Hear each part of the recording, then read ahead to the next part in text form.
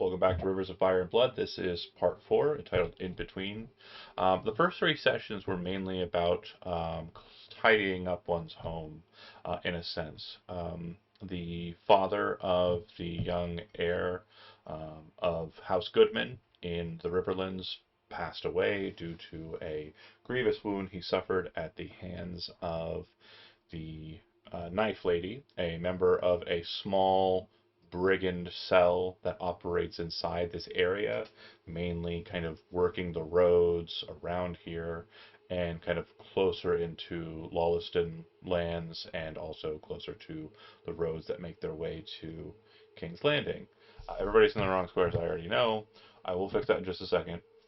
Sorry, it did the thing where everybody switched when I logged in to Twitch. Um, Back to what I was saying though. So father passes away, brigands are a problem, immediately looking out to find them and bring an end to their number.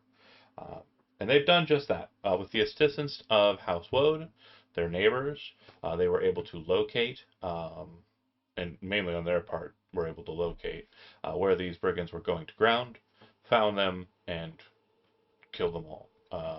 They were in an old ruin on the northern side of Doubleton, their town, kind of northeasterly side, and actually inside of the Woad territory. Um, After that conflict, everyone's been recovering from it. Obviously, some people fared better than others in the conflict, especially those that did not get into a fight, um, namely one of you, the Godsworn. Um, and the time after that has been about a week or two in recovery. There was a letter that was sent to um, House Goodman in Doubleton at their manse, and it asked for the hand of the heir's sister to marry the master and lord of House Goodbrook. So that's Larius Goodbrook seeking to marry um, Lady Mira's your mother, and your sister is Lucia. Your sister Lucia is probably 17, not terribly young in the fantasy standards. Just to kind of spare me a lot of actually insanity, she's 18 because, again, just Nah, I get you. yeah, she's 18. But in the world of Game of Thrones, in the world of Song of Ice and Fire, that's actually relatively old comparatively um, to most women who are kind of passed off for marriage in this society. But even though she is a bit older, um, the Lord of House Goodbrook is much older, probably somewhere in his 40s. Um, House Goodbrook is also not taken in the last few decades, has not taken well to a parcel of their land being removed from their control and from their fief and granted to House Goodman. Whereas House Woad has, if they have any kind of ill will towards House Goodman for this segmentation at the declaration of the Targaryen family, then they haven't shown it publicly, and they are definitely fostering it in their hearts and not anywhere else. With that being said, we ended last session, if memory serves, with the Maester drawing up a letter stating that the marriage proposal is basically not one that would be humored by House Goodman. I think that's fair to say. Yeah, 100%. Okay. The understanding is that with that being the case, we are mostly just waiting on a reprisal from them, possibly an appeal or just kind of a statement of intent after that rejection. Um, and in the time after, you'd be able to kind of heal to, a standard that you feel more capable. I don't think anybody took any lasting wounds, So most of the stuff that was kind of suffered from you is kind of recoverable. I think the only thing that's kind of really going to remain is the scar on Rogar's back from when he was attacked with the large axeman's blade from behind. Um, so yeah, opening the table up to you. Is there anything of interest that you would like to discuss, or any thoughts that you'd kind of looking at the climate as it stands would like to kind of consider?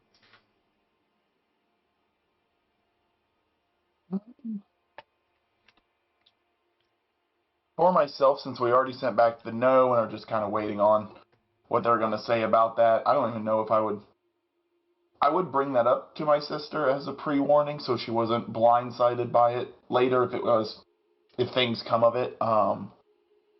Otherwise, I mean, trying to get everyone back up to full strength, trying to make sure food's stocked up and things of that nature, because I know we lost a good bit of people, so it's not going to be like an easy recouping process. Okay. And so your intent is to kind of secure like possible. Bolster defenses, basically. Okay. So a quick note on that, just so we kind of understand. A good way to do that would be through marriage. And again, House Goodbrook is obviously off the table. That letter's already been sent. But it could be the case that after seeing Woad so ready to call and prepared to send their people to kind of aid you with this border dispute or these border brigands, there may be some get there. Um, Other options like that are available to you that your maester would make sure that you're aware of. They have not asked, but they are certainly potential. Is the Lawleston house and the Butterwells. Both are houses that are kind of on the eastern coast of the God's Eye Lake. I'm looking at the map. Butterwells are really far away to be. Yeah, so there'd be a couple of houses in between you and them, but again, Yeah, kind of transportation through the lake wouldn't be, the worst. unwarranted, and also you're on good enough terms with House Woad. It would basically just be kind of a situation to determine whether or not the Butterwells and the Lawsons get along, or if they have border rivalries themselves. I think that is something I'd want to figure out first is the situation between the Lawleston and Butterwell. Because if there is a large dispute or there is an issue going that direction, trying to do any amount of convoying is just going to be such an unneeded pain and loss of resources or anything that could happen in that situation. So getting the 401 on what they're doing over there and how their relationship is, because as much as I would love to go with a group named Butterwell because I just find it funny, um yeah, if Loliston basically says we're not going to allow people to pass through here if you're dealing with Butterwell, there's no point in even contemplating it. So We're not really at the strength to fight what anything to try to force anything. what I would say is that if you wish to learn more about the Butterwells outside of what is public gossip, you would need to meet with them. If you are just wanting public gossip, basically the public gossip for those two houses is as follows. House Butterwell keeps to themselves. They serve as the main proprietor of ale all around the God's Eye and even within King's Landing. A Butterwell beer is seen as a kind of like mark of quality, and it is also seen as kind of like the party drink. It is very much kind of iconically Butterwell. Um, the Sorry, scratch that. Not Butterwell, Lawleston. The Lawlestons, the Lawlestons are the ones that are alcoholics. I mean, the ones that sell beer. Their house I was marker, assuming I was assuming by the beer barrels on yes, the flag. three Yeah. oaken barrels on a white field. Sorry, my brain was looking at Butterwell, and then I was like, Butterwell beer, ha ha ha. But no, that's not the case. House Butterwell, they don't show their, well, they do show their flag on here. It is basically just a undie green, white, and yellow, kind of wavy uh,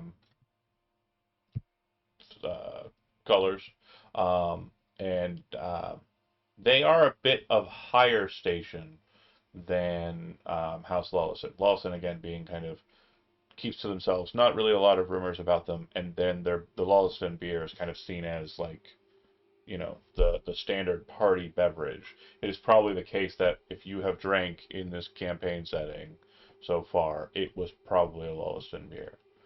Um, Which most likely means, even especially if they keep to themselves, their coffers are pretty full. Correct. So but I would also, I know this isn't probably how it technically would work in the era we're in, but I would want to speak with my sister about these options, because if she has a preferred option, that can definitely be heavily weighted and things of that nature, because it would be nice to grow strength, like you said, through the marriage, but a forced marriage doesn't usually grow strength if history is anything to tell. this conversation is definitely an interesting one, and I'd like to have it kind of like actually like in a scene. And my question to you is in engaging your sister again, your sister who you've grown up with, um, and is kind of an older sister to you. Would you approach her as a brother, or would you have her come to you as you are a lord? Or would you Oh, come to her with your mother and treat her as just a member of the family and you're acting as the head of that family? I grew up with an older sister, and I would just meet her at her level. We are both still children in this kind of setting. Okay. Um, I know my station now doesn't tell me I'm a child, but that's still the person I grew up with. I know different settings and things of that nature, but um, Okay. I would want to have an open conversation where she didn't feel any prying eyes from our mom or any need to do anything special because she was called in front of people, Yeah. but just having an honest conversation. So she's not put upon. Okay, perfect. And again, not inviting your mother to that conversation either, correct? Correct. Okay. I've already done one forced marriage in this campaign, so let's see what happens with round two. Yeah. So that's too funny. So what you will kind of like, just to kind of put us into the scene kind of midway through without having to go over what we've already discussed, we'll presume that you've already told her that House Goodbrook has made an offer for her hand and you have rejected it on her behalf and on behalf of the house. And then you are looking into the other houses nearby and trying to kind of decide which one is the best fit for the family, but also wanting to take her kind of feelings into account so she doesn't feel that she's being kind of, I mean, she is going to be, in a sense, basically just traded off. Um, that's just Yeah, I just want it to at least thought of nicely by her for the trade off. instead of like I'm gonna get you like because Yeah. you've thrown me into this mess for sure, for sure. She doesn't, or she would say to you, for I will say that I am genuinely pleased that you saw that Larius and myself would be a bad match. It's my understanding that he might have killed his former wife um, due to disagreement. But again, this may very well just be rumor. I don't As know. much as it could be a rumor that he killed her or not, I just feel that you shouldn't have to marry someone double, triple your age just because they asked. And I feel that the rumors are enough for us to say no happily. But sadly, we are in a position where you truly are one of our greater pieces in this kingdom at the moment, and it's something I don't love that I am the one having to have a conversation with you about. Um, but here we are, so I'm hoping you have some hopes or insight in this, and that it's not purely a as the Lord wants kind of situation. she'll place a hand on your shoulder very gently and kind of look at you. And she'll say, based solely on the fact that you have made this decision as you have with Lord Goodbrook and his offer, I trust you implicitly. There's no way that I think that your judgment will harm me. But I must let you know that I understand that your position in this matter is a difficult one. That it's something that I understand that grandfather didn't make easy for you. With House Goodbrook and taking of their land and the other issues that 20 good men has basically arisen for our family, I understand that this will be a hard choice for you no matter what, even without adding my concern or my welfare as a concern.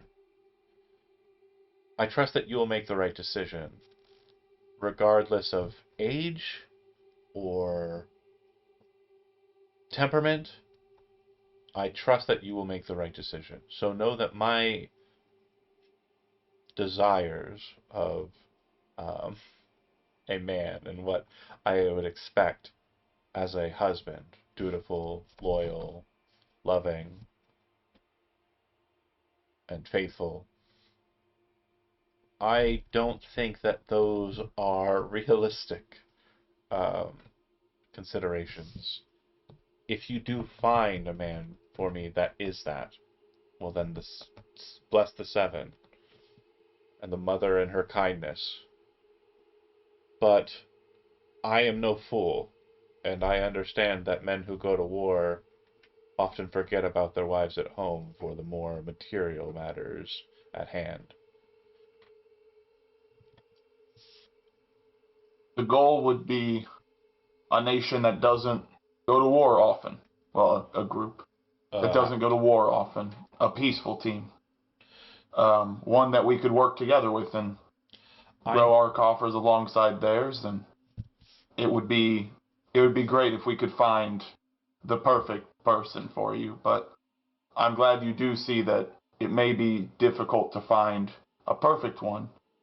But just know that I myself and the the knights and all men of the estate will guarantee a safe one. I know that with everything that currently stands, House Lawleston has quite a substantial amount of wealth and sway in this region, and it could provide me with anything I would ever want, and perhaps some level of protection and comfort.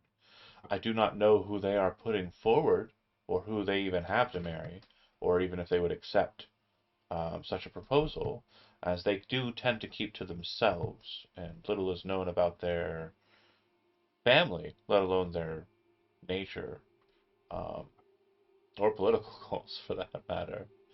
House Butterwell is a bit more open about its position.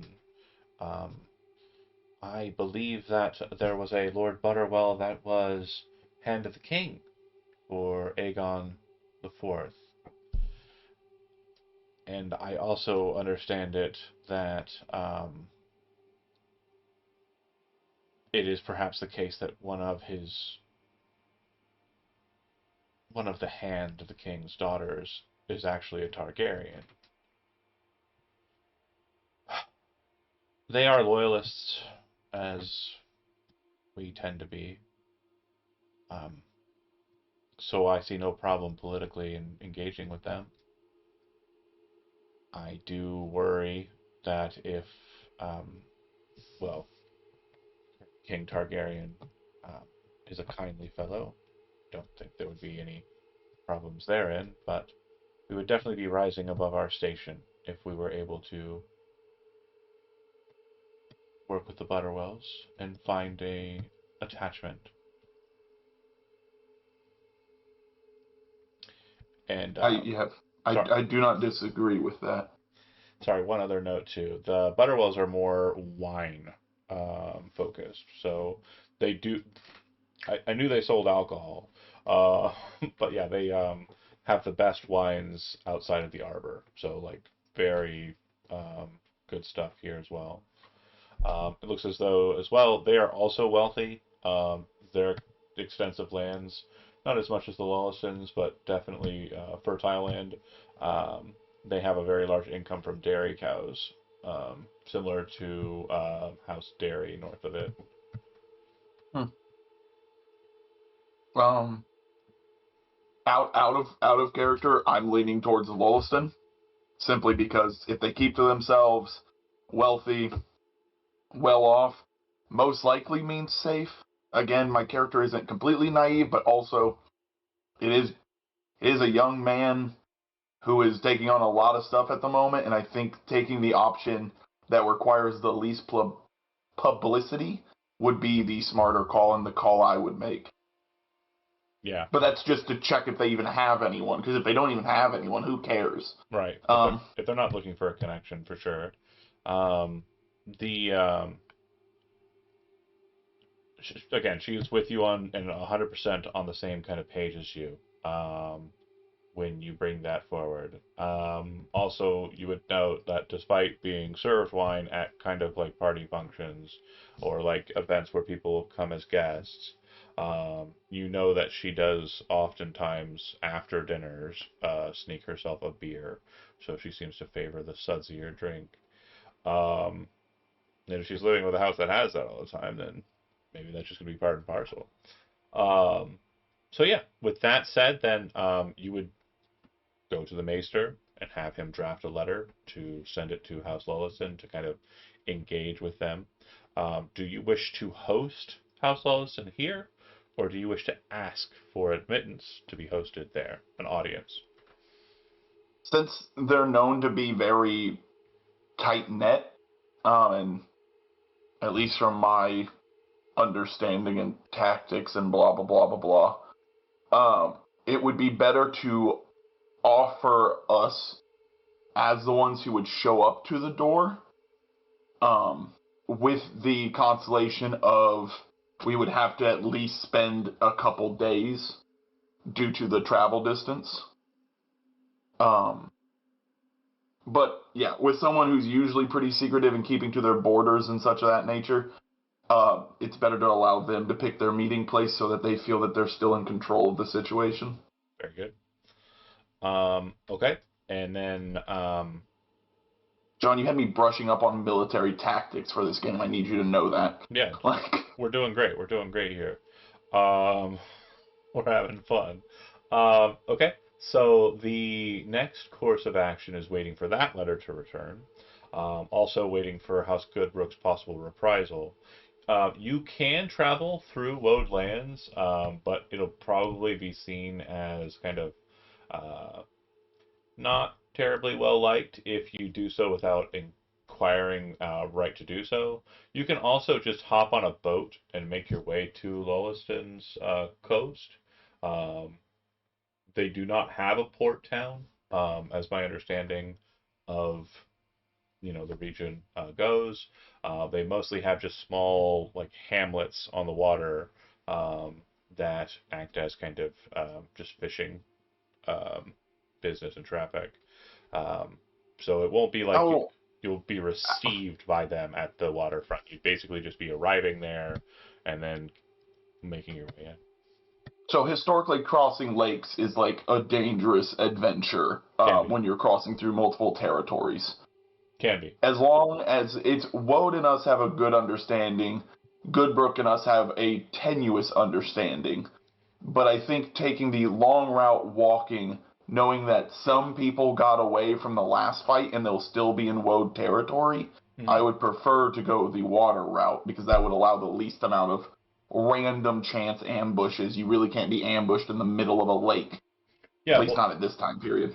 what's fun about that is that's actually not even the longest route moving through Woad. The actual longest route, if you wanted to upset nobody and ask for no favors in your transport, would mean that you'd be coming down the Gozai River to the actual roads and then making your way to the King's Road and then ascending north, which could be the better part of a month in travel. Um, with traveling through Woad, it's probably only going to be about a week or so on the road, because you're not And what's having. the water? The water is probably just a few days. Do we're a port town Yes. type of like group, so I feel that we'll have like ships and dockyards and things of that nature that would allow for that transport to go swiftly and with the right conversations protected. I still think I would send a letter to House Woad, just telling them that if they see us out on the water in larger vessels, that that's not a concerning thing, that we are just on a. This would be after receiving the letter back from Lolliston, of course, and then prepping Woad to see us out and moving with what will be multiple military personnel and myself. So it just doesn't want to look greasy, basically. Yeah, you want to look as pleasant as possible. I will say too, there aren't a lot of like battleships in the God's Eye Lake, mainly due to the alliance of the tree folk or sorry, not the tree folk, the children of the forest. And the First Men. The main thing was like the Isle of Faces is kind of like one of the last bastions of Weirwoods, which are kind of these very important religiously significant trees to the First Men and also to their predecessors, the Children of the Forest. So most towns don't have more than like one or a handful of ships that would be considered combat ready. And I would say that you probably have one ship. And what's the name of that ship? Give me a second. If anybody else wants to come up with it on the off the Yeah. cuff, you're more than welcome to do it while he scatters for it.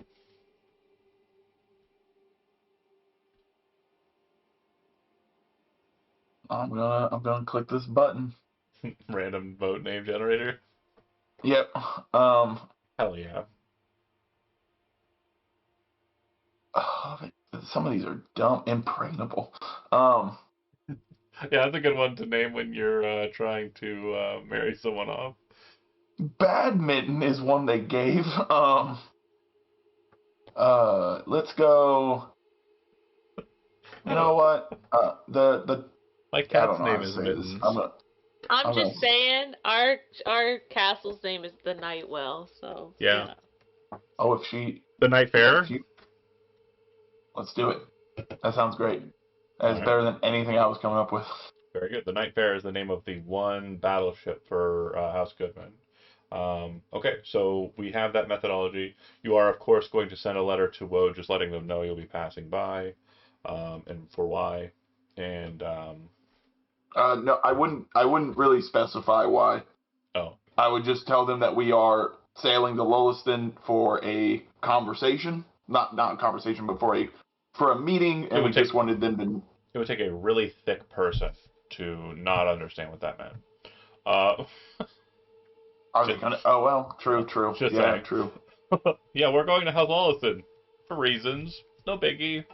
And everybody's kind of aware of the kind of, again, what I want to kind of insinuate here, and Game of Thrones, a Song of Ice and Fire weirdnesses regarding ages aside, your sister is 18, which in this setting's mentality means that she is like on the cusp of no longer being someone who would be considered like marry-offable, which again is gross in like modern. Yeah, but we're in time. We're in the time period. Right. So to a lot of folks, it's probably the case that like if you're saying you're going here, it is more than likely the case that you're trying to marry off your sister. Then he can just know. Jack seemed like a good guy. Jack does seem like a cool guy. And we like. If he was younger, I would happily. Oh, he is good. He's a bit of a womanizer. His first wife didn't bear him any children, and she died. Unfortunately, like not in a situation similar to Mr. Goodbrooks, but she passed away due to an illness. So Jack is kind of a bit of a adventurous type, and Understood. whoring. He is a whore. Okay. We marry people for that in this group. Um, Just like the seven, saying they're a good book. Um, isn't that right, Trev? Um, Anywho, um, with that, we're waiting for the letters to return. Is there anything that anybody wants to kind of put out onto the table? Just open air, role playing, anything that anybody has that they want to, aftermath of what has happened, and put out there.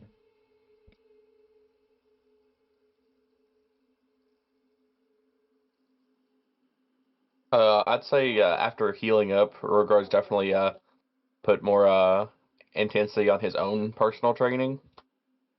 So he's definitely like he still does. He's probably gotten a little more strict on the training for the Lord, but his is like double what it used to be. So he's a little more tired when he's training the Lord, trying to build up more endurance and stuff. Because he took a pretty big hit and it took him down for a while. And he's like, man, his thought process is if I can just get better at enduring, maybe I can take better hits. Big brain there. Yeah, absolutely. And I suppose that with that, the I would say the Lord would probably be a bit more confident with the family sword, but still maybe just a bit of wariness therein. Again, about a month has passed, I'd say, at this point. I'd hope at that point I'd be a little better with it. Yeah. I wasn't awful with the sword beforehand, but And I don't. This is one thing I've never gotten to. I have no idea how leveling works in this game. Which you can level in this.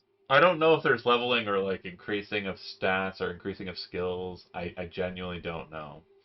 I am the worst dungeon master, as we are well aware.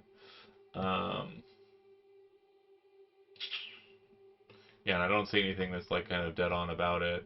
Let me see here. I'm gonna type the word level. I'm gonna type the words level up. Nope. I'm gonna type the word increase.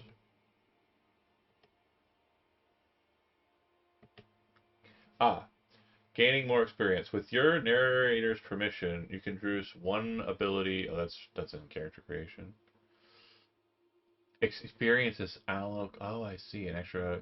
Okay, cool. Hold on.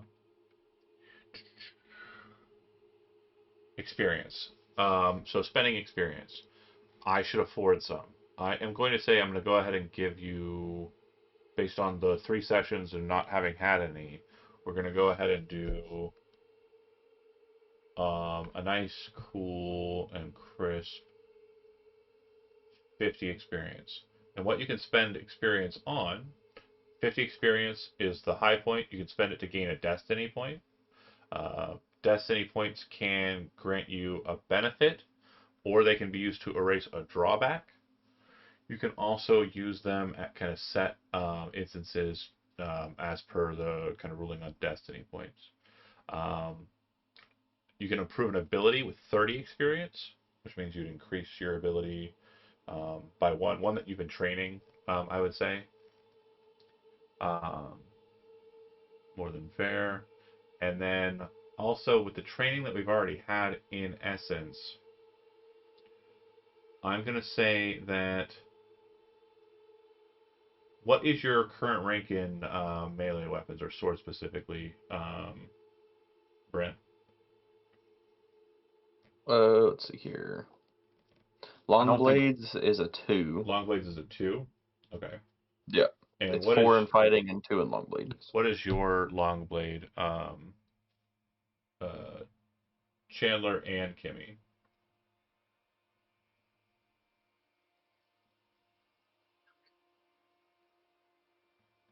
Like how many extra dice? What is it? What is your rank in long blades? I guess I don't have a. I don't know what you're talking about because that's not like an ability or anything we have. Bear with me here for a second. I'm gonna look at your sheet. I don't know where Brent got his number. That's where I was like searching. If you on fighting, if you click the little drop down box, it would have been one of the things that had you add in like long blades 2, spears 1. Yeah. I got 2 in bows. I got 2 in bludgeons, 1 in spear. Keegan's got 1 in long blades, and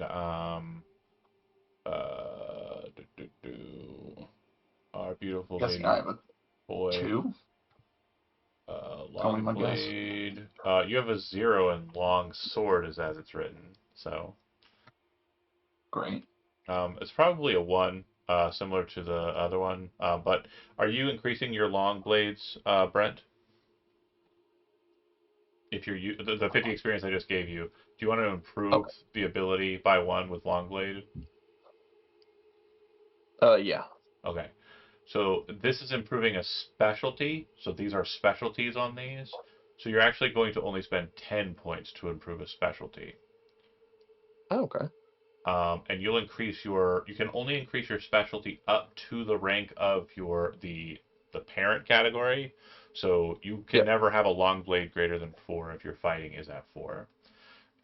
What I'm going to say though is since you are spending it in long blades to get it up to a 3, and the others have a 1, I would like for the 2 of you that have been being trained by him gain a free +1 in long blades before spending your experience due to training. Oh. Wait.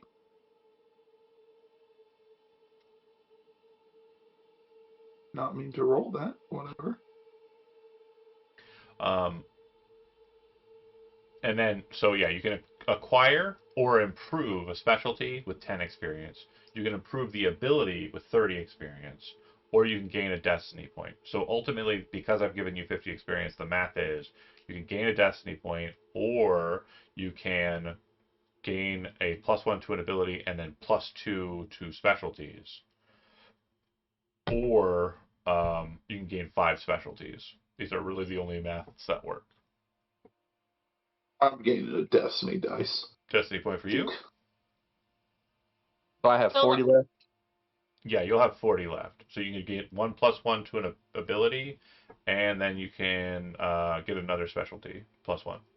So if you wanted to keep fighting going, you could go fighting up to 5, and then you could do. Oh, I see. Actually, to improve fighting to higher tiers, it does cost a bit more. 30 to get from 2 to 3. Um, Oh, it's 30 per level. No, okay. Cool. I'm glad it doesn't have a tiering. So yeah, to go from fighting 4 to 5 will be 30 points. Okay. Okay. And then So with my 40, I'm gonna do my long blades up to 4. mhm, Uh, and then instead of fighting, could I increase my endurance up 1 yeah, with the absolutely. other 30? Perfect. The main thing is you can't train somebody if you do not have a higher skill of it. So that means that you must always be better than them. Otherwise, they're not going to learn anything from you. So for Gotcha. fighting in long blades, you're currently higher than both of them. And because we narratively discussed more than a few weeks of training, that for me was satisfactory enough to kind of. There's another clause here, like if you're doing just training, the experience isn't really, you know, needed. Um, do you have an idea of what you're wanting to do, Travis, if you're back? You said BRB, and I haven't heard from him since. Yeah, he's kind of had stomach problems, so he might be in the bathroom. Okay, cool. Then we'll just ignore him and imagine he's a shitting in priestly garbs in just like a really cold and dank toilet. Ain't got no baby wipes or nothing. No baby wipes or nothing. Got to use I have no idea what I'm actually I need to know now. What did they use? Oh, how did you know that, Google? Were you listening to me right now? What did people use before toilet paper? Corn cobs? What? How do you wipe with corn cob? Oh, wild. Absolutely wild. Okay. I mean, I guess don't knock it until you try it. I probably won't though. But yeah, what are you spending your points on, John? And I was getting points. 50 experience. Yeah, everybody's getting it. You as well. You are part of everybody. You can spend 50 on a destiny point, 30 to increase an ability, or 10 to increase or acquire a specialty.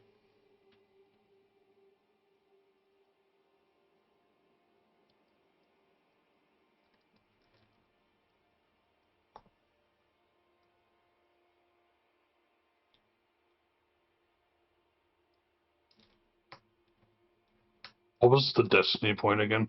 Destiny point allows you can immediately spend it and gain a benefit, or you can spend it to delete a drawback that you have, or you can hold on to it and destiny points will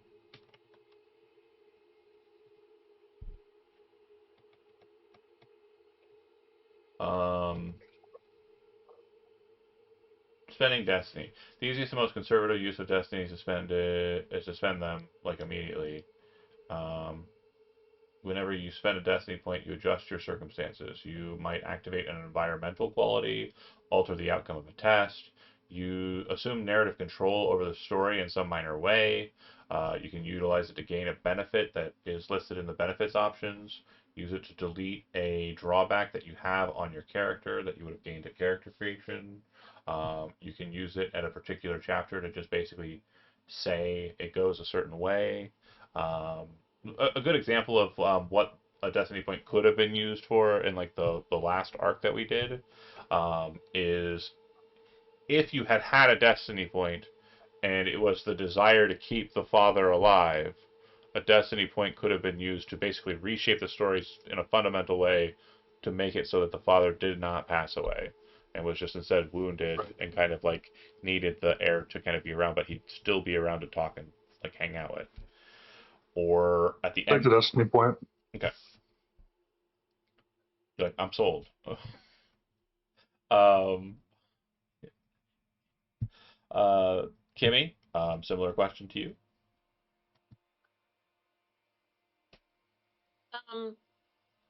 Destiny points you can't use for fake qualities, right? I think you can. Or martial. Fate qualities. Or martial. Yeah, so this would be a benefit. This is listed under, if you look at the top of the table for fate qualities and ability qualities, this is a benefit. So yeah, you could spend a destiny point to gain a fate quality, 100%. Okay, and martial, right? Correct. Or ability qualities, heritage qualities. I think there's also social qualities as well. These are all benefits.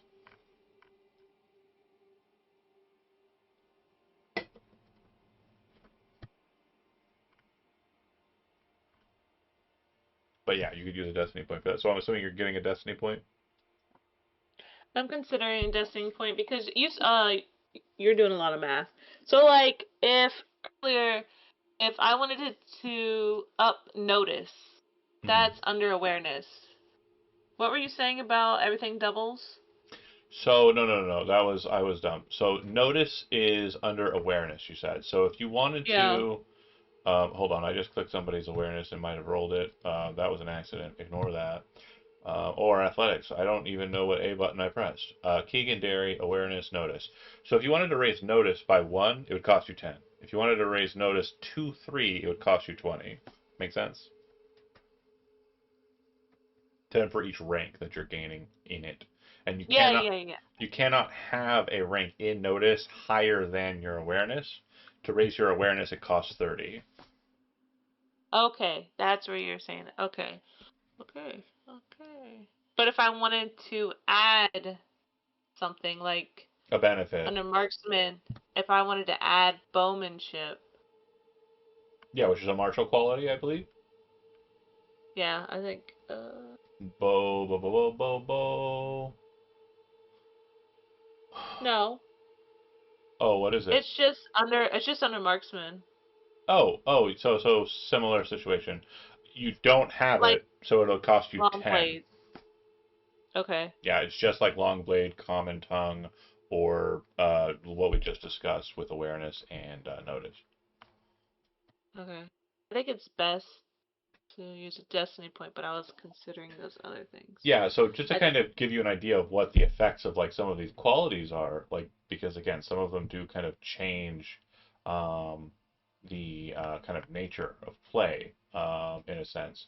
So, like Deadly Shot, you would need Marksmanship 5 to be able to gain Deadly Shot, but Yeah. your bows and crossbows gain Armor Piercing 1 and the Vicious trait, which means they are even more lethal and can get through armor. Because armor was obviously a very noticeable thing in that game. Like when we were fighting, basically it was just hit armor, look at other person confused, get hit, hope your armor sustains, and then continue back. But with armor piercing 1, you'd be able to kind of get at least 1 point of damage in every time you shoot. Yeah. But how often are we gonna? Am I gonna? Yeah. Yeah, but you need the prerequisites to gain a benefit. Oh, of course. I So know. That's why I'm thinking long term. Like how? if Bowyer is where you want to go, I would say 30 points, put 1 point into marksmanship, and then the other 2 points put into the bow specialty. Yeah, I was considering that. That'll up your skill with the bow. Okay, that's what I'm doing. Marksmanship. Okay. Cool. And then I think we'll discuss it with Travis when he gets done handling his business. I got everybody else though, right? Yep. Cool. Okay. The first letter to arrive of the two will be from House Lawleston. We accept, and they name a date, which does give you about a month's time in preparation, and that is when they will receive you. In the Maester's draft of the letter, he would have explained that they would be heading to the coast or through the coast, and they would designate that they would not be able to meet you there, but they will meet you at the gates of Sowshorn when you arrive. So it'll be most likely the case that you'll anchor in the God's Eye, bring boats to the shore, and then walk from there to Sowshorn, which might be a day or so's travel. And then you'll arrive. Sounds like the easiest of the plans. Yeah. And because that's what we were going for, right? The water, that was what you would have sent Yep. to. Okay. Cool. Since we're kind of in that same temporal state, maybe a few days later, you would receive a letter from House Goodbrook. Larius is writing, or his maester is writing, states that he is very displeased that the offer was rejected, and he would very much like to treat with the new lord of the house to re-establish their connections. He understands that in the past, your predecessors, plural, have taken to a defensive station regarding House Goodbrook and its desires in the God's Eye region. And Larius is very interested in unifying the houses around the God's Eye in one common cause, sworn to the dragon and hopeful that we could be prosperous together. And I'd say with kind of looking at it, give me a knowledge roll, Luris. Give me 1 second. Knowledge. It's not going to be good. 14. Solid. So House Goodbrook didn't always have as much land as it does. It definitely has unified the houses around the coast in a bit more nefarious manners in the past. The understanding is that in a much farther back time with that knowledge roll, is that they actually have ties to Harwin Hardhand, or Harwin Hoare, who was a king of the Iron Islands, who was trying to take the Riverlands by using riverboats and moving into them.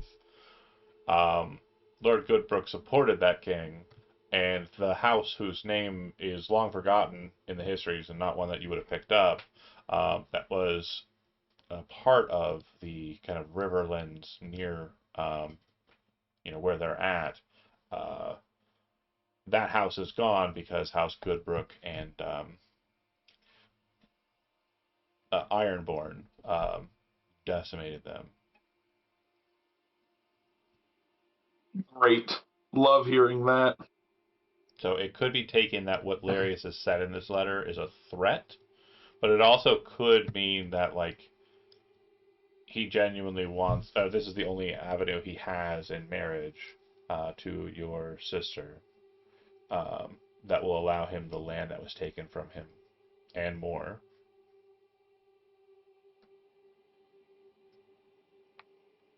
Man, how do you politely say to fuck off?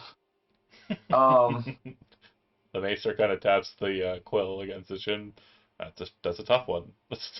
It really is, but I feel that he must have an understanding of himself, that the age difference and the dubious circumstances of his last marriage ending, he can't be blind to the fact that I would be just a damn fool to send my own sister, my own flesh and blood, to die at his hand. I'd be looking at the maester while saying this. He would say, I think it does us best to ensure that Lucia finds a good home with House Lawliston. I think that our best efforts should be put forward in this matter, and I feel like this is a good avenue for us. We have House Woad at a not the strongest of alliances, but I think one that is noteworthy, and you are willing to pass information to them regarding our intent with House Lawliston. So I don't think that they're on bad terms. And I'm pretty sure they're not on great terms with House Goodbrook either.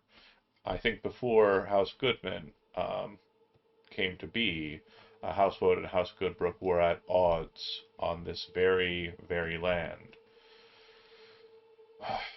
Perhaps the wisdom of our former good king. We must marry off as quickly as possible. Do you think it would be easily found out if we told him she has already been promised?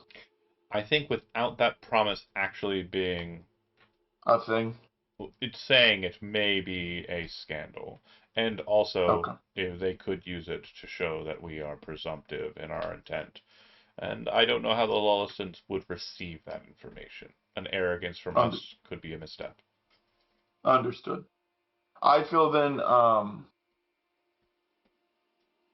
sending back a reply that you believe is curt and honest in the way we need to be with them, that is just sadly not in the cards for them.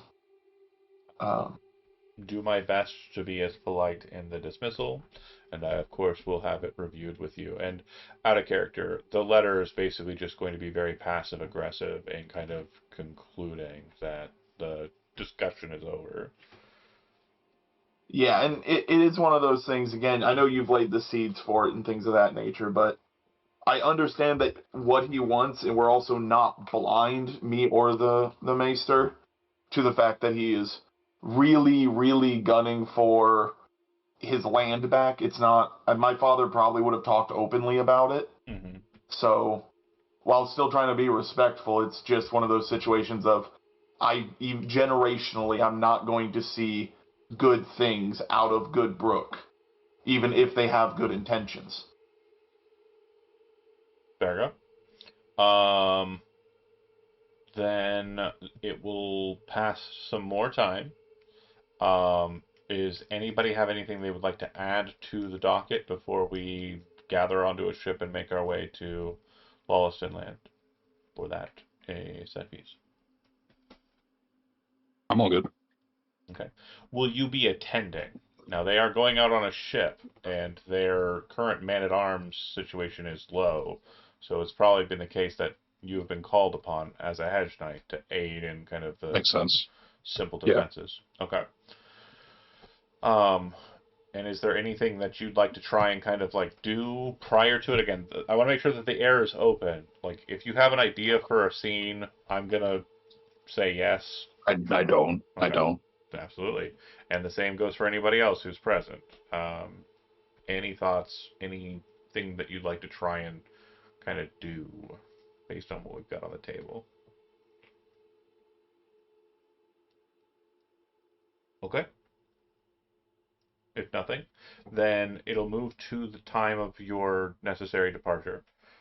Your contingent would basically be put in force. Um, do you wish to take your maester with you, or have him remain here and take charge of the house while you're away? I would prefer him to stay. He's been here a while. He understands how the house needs to move. So I feel like it's one of those things that it's a good choice to leave him. But I'm guessing we'd be taking my mother. Yeah, you could either take the maester for his like informed understanding of, like the situations and his guidance in that regard, or you can take your mother as kind of the emotional and kind of like strong-willed individual's guidance that you would have present, the familial kind of guidance there. But unless you're leaving I would. the players, I would. it's going to be one of those two leading the house. No, I'm taking. Everyone's coming with me, including the Godsworn, and his stomach troubles. Mhm. But I would leave the Maester. Just simply, this is more of a me problem than a Luris problem. After killing my mom's cousin, I am a little worried. So I'm Uh, just making sure she's with me for adventures at the moment. yeah, I think that it was pretty well understood what happened with, um, it was pretty well understood what happened with that situation, and I don't think that she has openly kind of come out against you in any way since. She has been there for you, just as you'd expect her to be. I don't think there would have been any change in kind of her attitude towards you. Just We could just spin it instead for the fact I would like my mother to see who her new son-in-law may be. got it. Yeah, but again, with the situation that happened in the tower, I don't think that, Hector beating them to death and then you tossing them out to the wolves effectively is, even if she did come to know that exactly as it is, I don't think she would have raised a peep about it. But you don't know if she knows or We were not. just feeding the wildlife, Right. just like a bird feeder. Correct. We were doing a good thing. Okay. Those were hungry wolves. So you would arrive. You would, take to the boat. Very calm, casual trip of about 3 days, and you would arrive at the designated location, which appears to be a small hamlet, fishing village. And you would set anchor. The ship would have its crew remain, but your guards and your knights and your attendants here would board a ship, a small craft, land on shore. The village folk would kind of treat you like with, a good distance, like just kind of not really bugging you and giving you kind of, if there's aid that appears to be required in bringing the ships to shore, they would grant it. But outside of that, they're basically just not going to talk, and they're going to do what's expected of them. Seems like the message, so to speak, has been put to them, and they know what they're expected to do. The next few days has you kind of setting up tents, and when I say tents, I mean kind of like more broad military kind of style tents than just like a camping tent.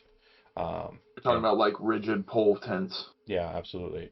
And you basically will kind of have your small retinue here and probably somewhere around 4-ish tents that kind of, not massive, like when it comes to like interiors, not like a full-on like general's tent or anything. But one of the 4 tents that's present is a bit smaller and is definitely just you and your knights in section. But nothing really happens ill towards during this travel. You are able to make it to Salsborn with very little problem whatsoever. The holdfast that you arrive at is very new, but also not very grand. And it looks as though the holdfast itself is surrounded by, if you've ever been to like camping, and they have like those little, houses that are kind of built in forest, like little camp cabins. It is just a series of those, and each one appears to have stills and other kind of artifice for alcohol production, kind of built structurally to them. The holdfast itself, again, small, especially when compared to your own, but it looks like it probably could service to have a house of, a few or a dozen or so people in it. You're met by a contingent of warriors, Rogar and Hector. I'd like for the 2 of you to go ahead and give me a knowledge roll. Or if you prefer, a warfare roll.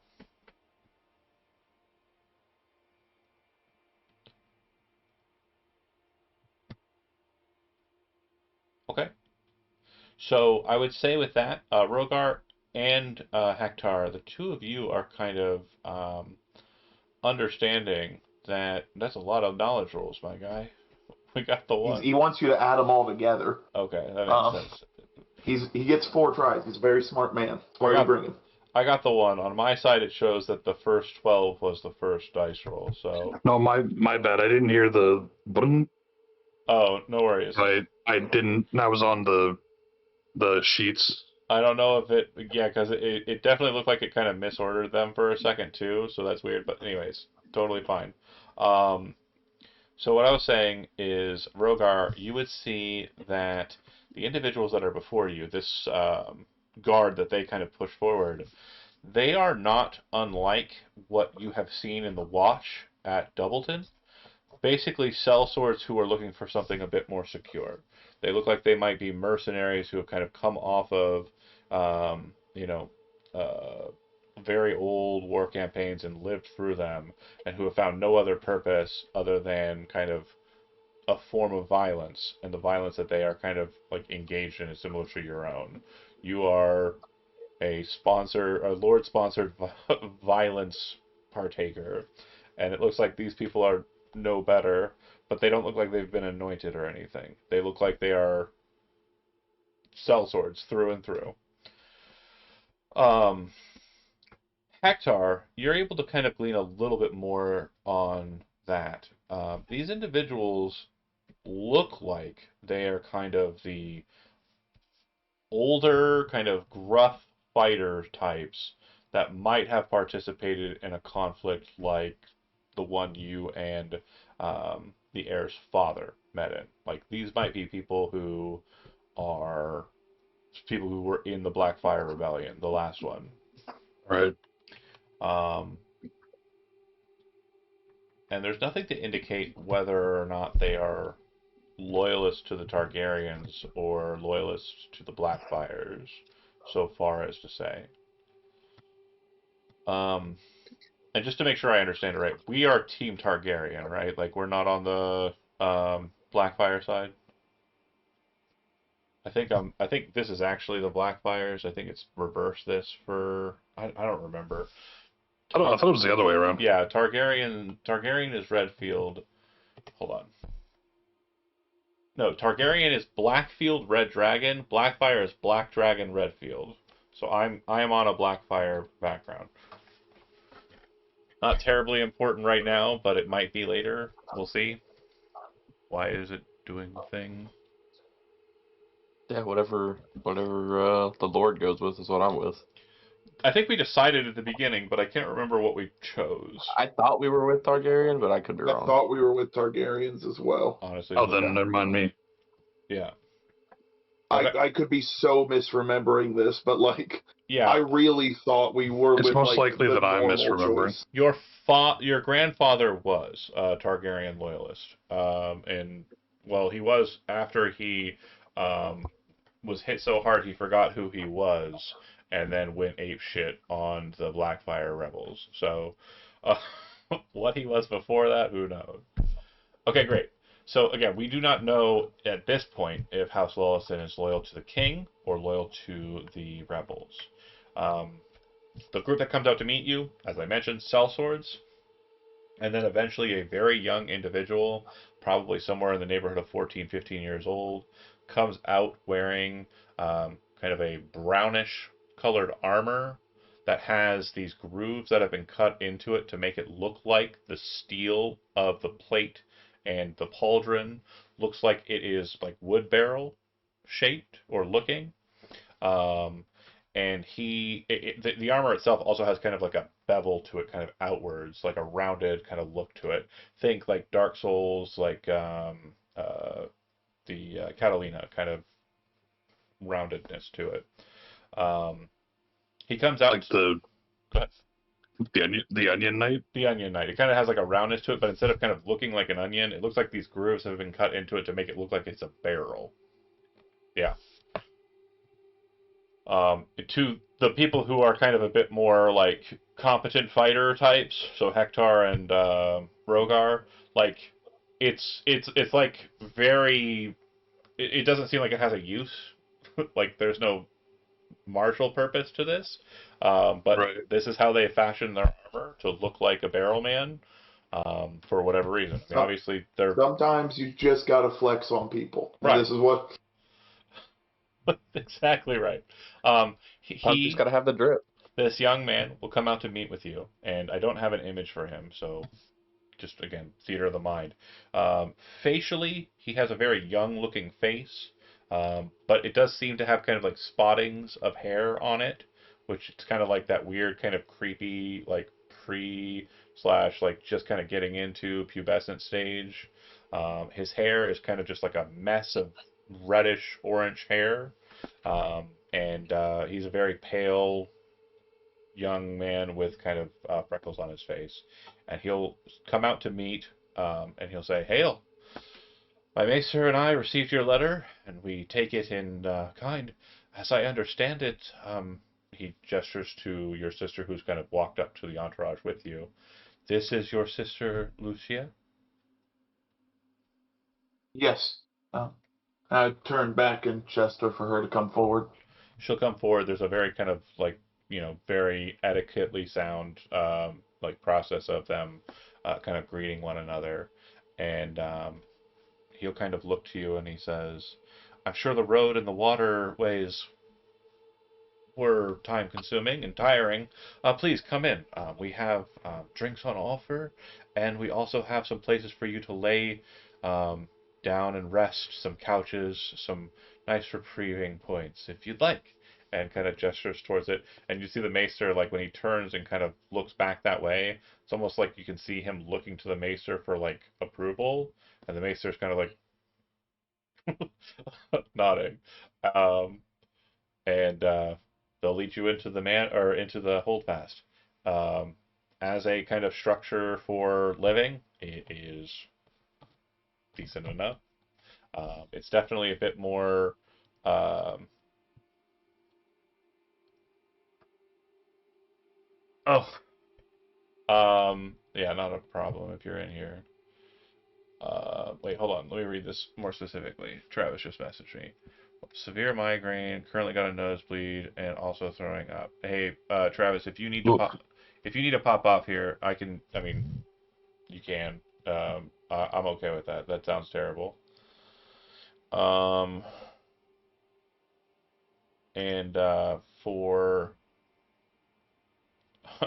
I was gonna post a joke about shitting in the fucking thing, but like, uh, But yeah, no, 100%. Just like a very smile and nod kind of look. When you enter in, it looks as though everything is very new, and there's certainly like a level of opulence to it compared to your own Holdfast. But everything is very small and compact. So like they designed it this way. So it seems like they kind of designed it to the measure, like to like what they could afford. So it's like as much as they could get for a certain amount of funds is the kind of mentality that you're kind of seeing here. I love high end frugalness. Yeah, So I'm game. it's like we've got a budget, but go all out, whatever we can get in there. It's all my commons are foil. Oh, this is the best game of Popper we've ever seen. Um, Yeah.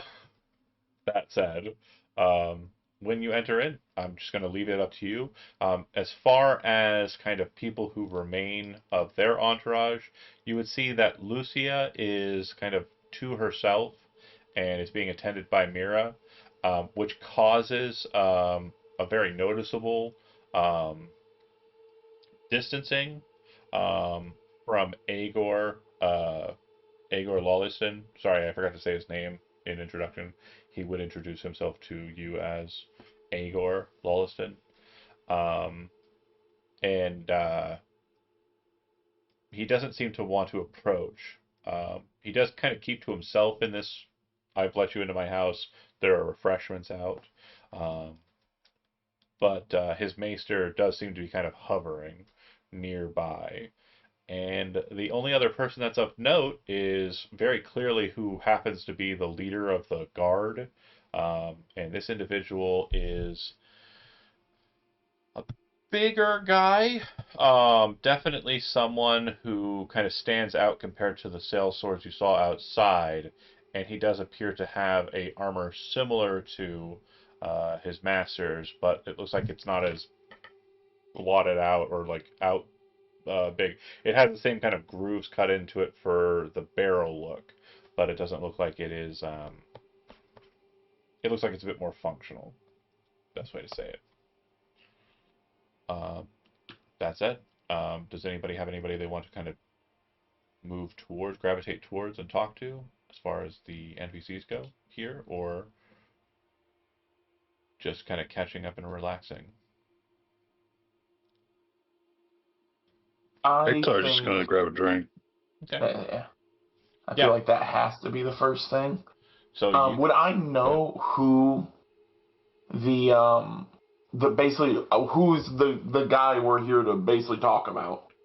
So there was no proffer for who they are kind of marrying, but based on everything you're seeing here, Agor Lawliston, the young man who came out to meet you, he does appear to be of age and also in kind of a similar state to you. He is the heir of the house, and he was the one that was sent out to meet your sister and you, her entourage.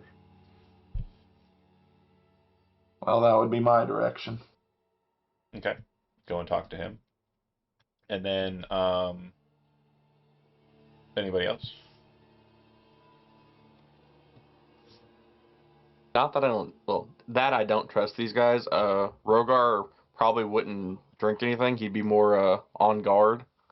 Like I wouldn't be directly on the Lord, like like I gotta guard him, but I'd be close enough to like if something were to go down, I could get to him, and like just kind of standing there on guard. Okay. So you're staying with okay, got it. Yeah, like if the Lord needs to go do his lordly talks with the other guy, he can go do that. But I'm with like not within arm's reach, but I'm definitely within. I could run over there like if something goes down. Perfection. Hector, you're grabbing a beverage. Is there any other kind of directionality that you want to kind of go to? He would kind of be more on the side. Wallflowering. He wouldn't really. Yeah. Okay.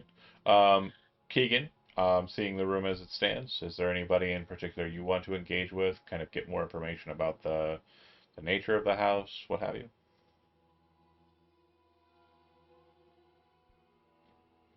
Any siblings at this house? So far as you can say, the only people that are currently in this like reprieve station, like this basically it's like a sitting room, effectively, with a barrel of beer that appears to have been tapped. And when you take a sip of it, Hector, is chilled. It feels like they kept this in a basement, you know, cellar and brought it up just for this occasion. Um, so the only people that are currently present besides your entourage, and again, you can talk to the NPCs that are a part of your group. Lucia and Mira, mother and daughter, are kind of sitting off to the side with a decent amount of guards near them. Um, and this has kind of caused a situation where our friend Agor Lawliston is kind of keeping a good distance away, nervously kind of watching her from across the room. And then the Maester is not like directly going towards Agor to coach him or anything. Seems like he's trying to kind of like, just mama bird from a distance, kind of watch, see what's going on.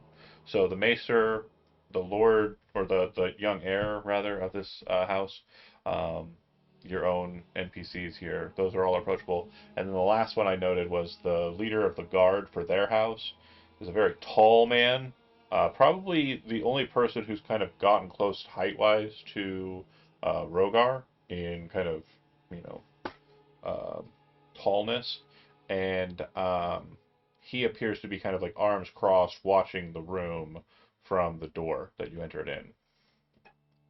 Oh no, he's too serious. I think I just grab a drink with Hector and kind of just watch the room and see, you know, watch our new lord's interaction with Igor. Okay. When you kind of break the situation here, the only person who kind of approaches is clearly Loris to Agor, and he'll go, I hope that the passage was not too terrible for you. Also, we didn't get a chance to send anything to you regarding your late father, but condolences. Thank you for that. Um, yeah.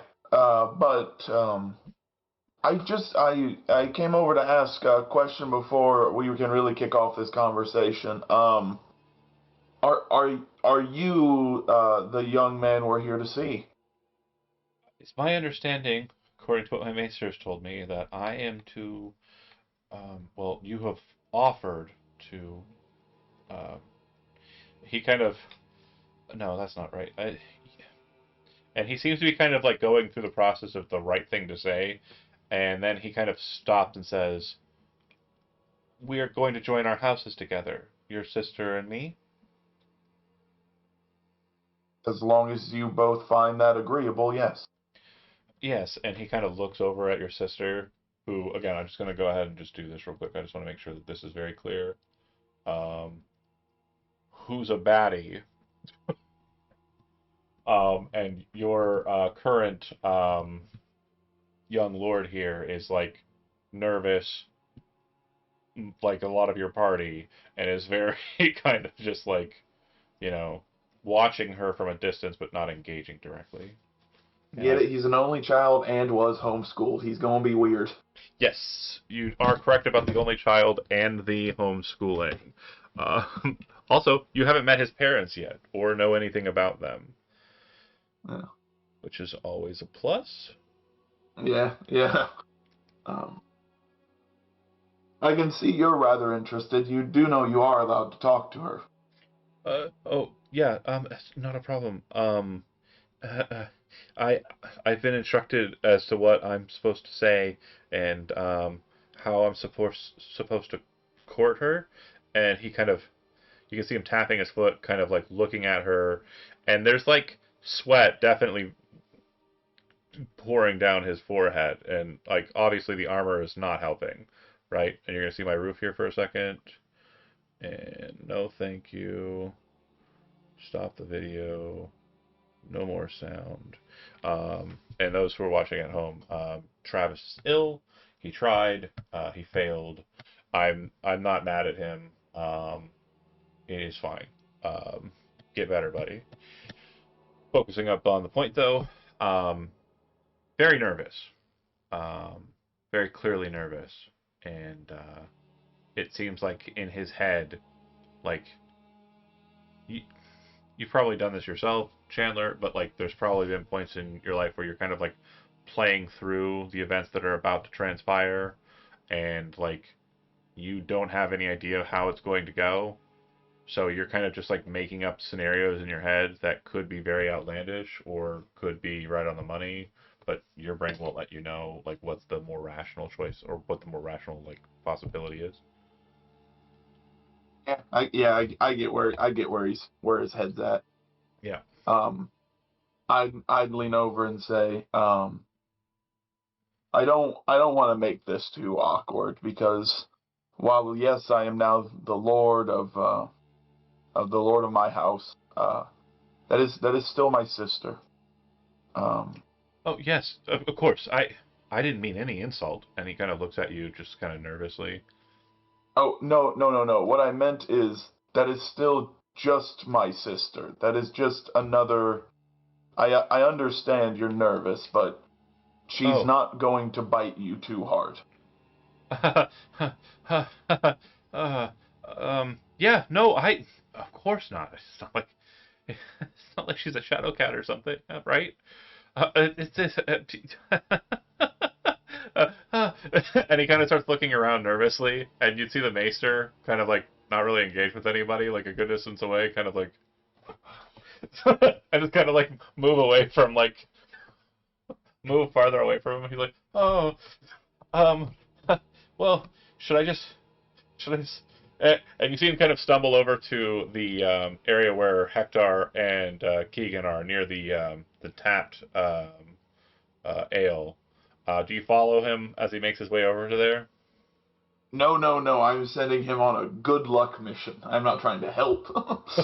You see him kind of pour himself a drought and like very uh, ambitiously drink from it. Hector, you're kind of looking at the scenario like, this is what you do if there's money on the line kind of situation. Like, I'll drink a whole cup of beer if there's a bet about it. But like this guy's just going for it. Like he's going for the whole beverage. And Okay. you would also notice this would probably be Keegan and Luris. As that's happening, you can see Lucia watching the scenario and kind of laughing as she watches Agor, bright red face, like very flush, because pale ginger definitely shows up a bit more, like when they're blushing, as Chandler, I'm sure you're aware. Just a bit. Just a bit. But yeah, he drinks the whole cup down if nobody tries to stop him. Who's gonna stop a man in his own house? Odin. There's this awkward kind of pause afterwards. I'm going to say one more time just to kind of throw it on there. If anybody has anything they want to do, anybody they want to engage with before I kind of move to the next beat, this is the opportunity for it.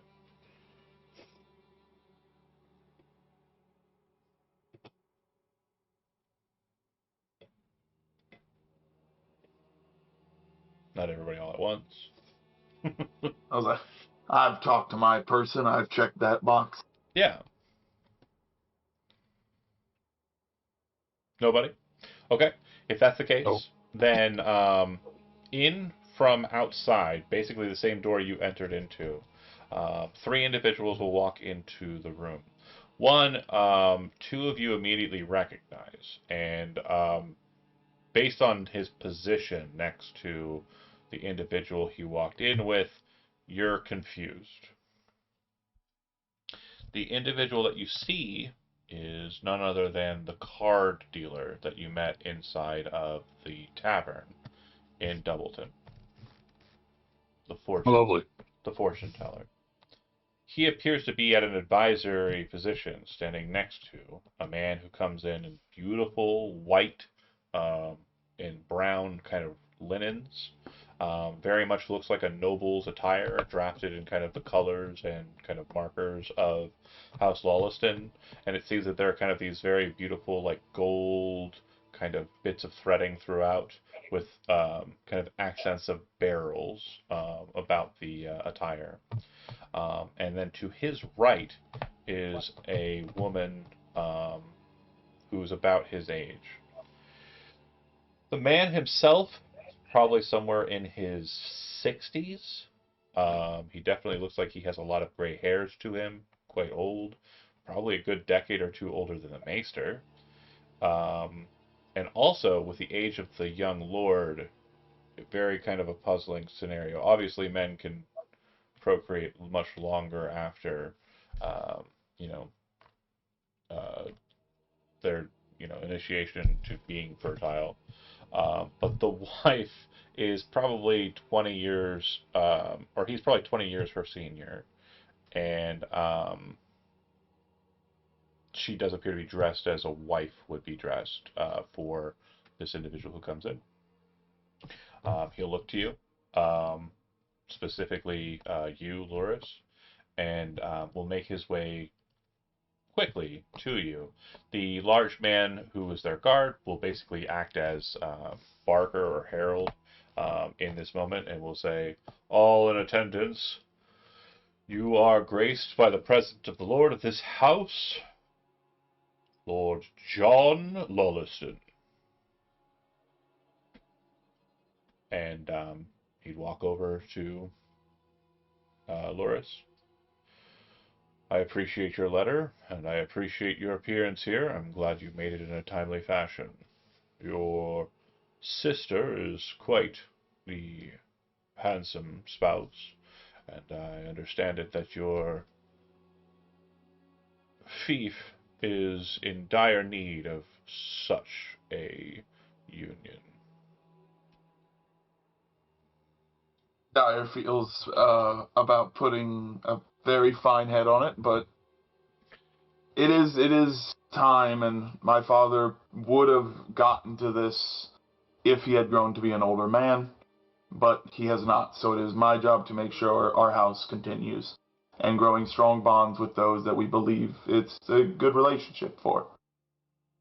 Your father, 40, as he is known by the individuals present in my guard, understand that he is quite the competent warrior, and not exactly skilled in the matters of pleasantries. I never sent him a letter once in his entire life, and I never received one from him. But it's my understanding, at least from my communications with his father, that when I was a young lord, like you are now a young lord, um, 20 Goodman was a noble enough individual and someone I could treat with. There's a reason why the main point of interest in your town is a tavern. Our wares are traded there commonly.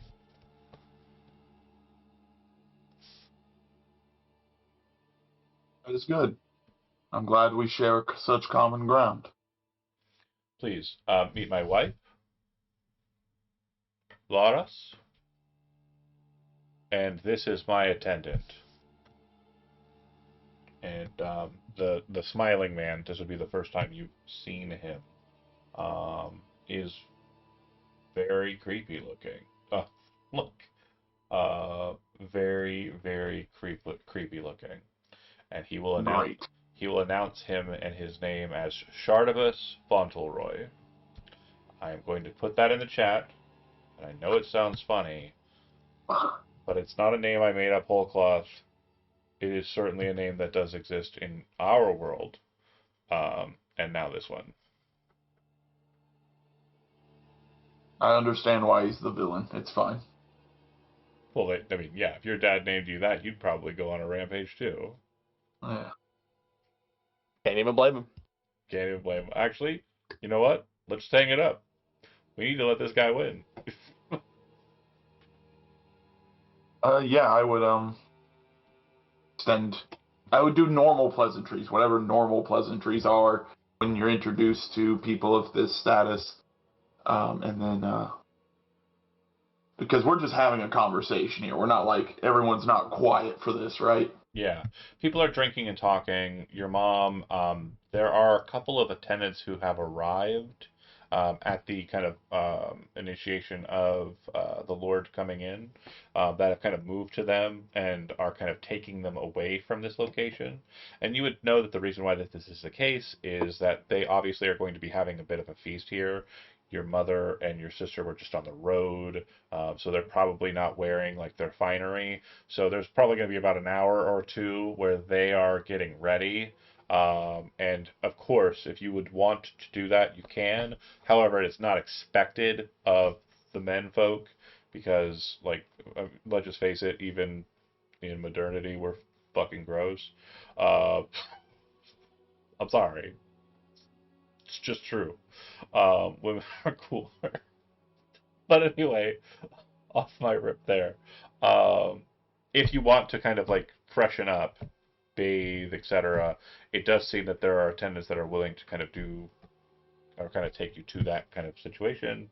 Or if you'd like to just linger here and drink and be ready for the meal, that's also fine. I would just linger. Any takers on bathing? Is Keegan a meticulous individual, or is Keegan hanging with the well, obviously hanging with Hector, you're probably just like whatever. No, I don't want to miss out on anything happening, so I'm not leaving. Okay. So yeah, The again, rude answer is me forcing Rogar because he stinks. But um, Hector and Keegan, kind of like just to make the scene kind of a bit more rounded and interesting. I'm gonna cut to your corner of the area. You're kind of near the barrel, right? Kind of drinking and just kind of wallflowering, hanging out. And you would see the three people walk in: the Lord, the wife, and then this guy who you recognize. What's the conversation like over there in that corner? Uh, Smack him on the shoulder and say, "Hey, look, it's just that creepy what I call it, tarot." That makes sense. Tarot's not a Oh, thing. yeah. It's just Yeah. fortune teller. Oh, it's that freaky fortune teller. Fuck. Just again, as The a fuck is he reminder, doing here? Is that who you said that was Shardabus? He was introduced to. Yeah. This is not a name that you know He yet. wouldn't know. Yeah, he was, Yeah. he was introduced Okay, to okay. Laris as such. Yeah. Okay. Uh, I don't. You know, the last thing he said to me is that we're gonna get attacked from all sides. Like, I know where we just came from. That kind of pretty much happened, but him being here is just, it's creeping me out. I mean, we'll see, but What'd he tell you again? fuck if I remember. It takes a drink.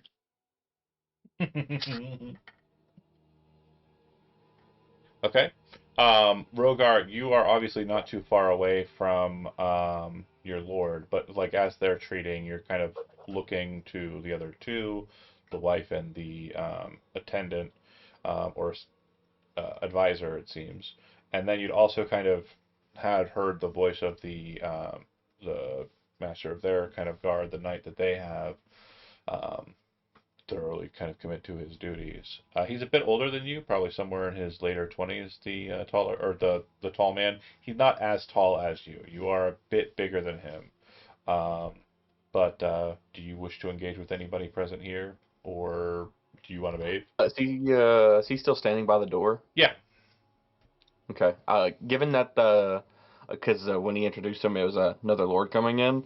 I'm gonna assume that they're doing their own talks with like whatever they have to talk about. So I'm gonna go stand on the other side of the door from him. So it's like two people at the door. And he'll look over to you and he says, "The Shadow Beast himself. Rumors of your competency on the battlefield have made their way this far north. Glad to hear it. The last one was a little rougher. He'll kind of lean across the way, offer his hand in a shake, and he'll say, I'm Alan. I will do the same. Alan Rogar. Rivers. And again, his last name being Rivers means that he is a bastard son of whoever.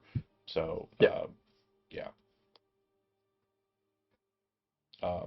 So, do you think that this match will actually come to fruition, or are we just drinking and shooting the shit? It seems well, I would say. What do you know of Lucia? She's, as far as I can tell, talented in the duties she does have to perform. And, regarding your new lord, what about him? I'm training him the best I can on his combat skills. He did well in the last battle and during it, so he's done pretty well. We've heard of this, the alliance between House Woad and House Goodman defeating some rebel loyalists, some Blackfire loyalists in the dividing lands between your houses. A very interesting circumstance to be sure. I've heard tell that there are a lot of these rebels still lingering about in the Riverlands. An unfortunate matter to be sure. Indeed. Go ahead and give me a awareness roll.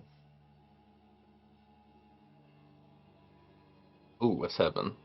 Okay. So yeah, there's out of character kind of there's context that was kind of in that statement that your character doesn't seem to catch. So the two of you kind of just sit there quietly past that point, doing your duty as protecting the door. Okay. We covered the Keegan Hector corner, cover the guard. An hour or a couple hours pass, and eventually, somewhere before those hours pass, the mother will also kind of disappear into the back, seemingly heading to the same place where your sister and your own mother went to freshen up off the road. Then 2 hours pass. During that time, it does seem that at least about halfway through it, or maybe just like shortly after his mom disappears, Aegor disappears, probably to have his armor removed, and the father remains. So, as does Mr. Fauntleroy. Does anybody wish to treat with those people in this kind of casual setting of them just kind of sitting in this waiting room here? They do offer a seat, of course, to Loris, if you'll have it. Yeah. Okay. Anybody want to sit with this group? It's basically like the best way to kind of think about it is like,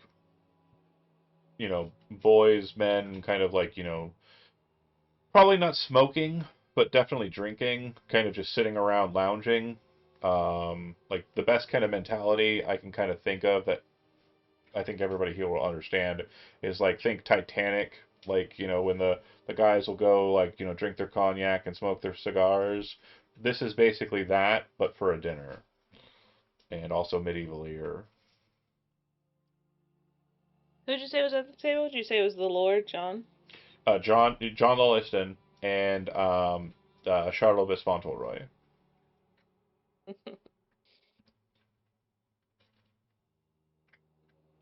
Whose name will never not be funny. Which explains why he's a villain. But again, does Hector or Keegan wish to join the seating there and like discuss anything before the dinner?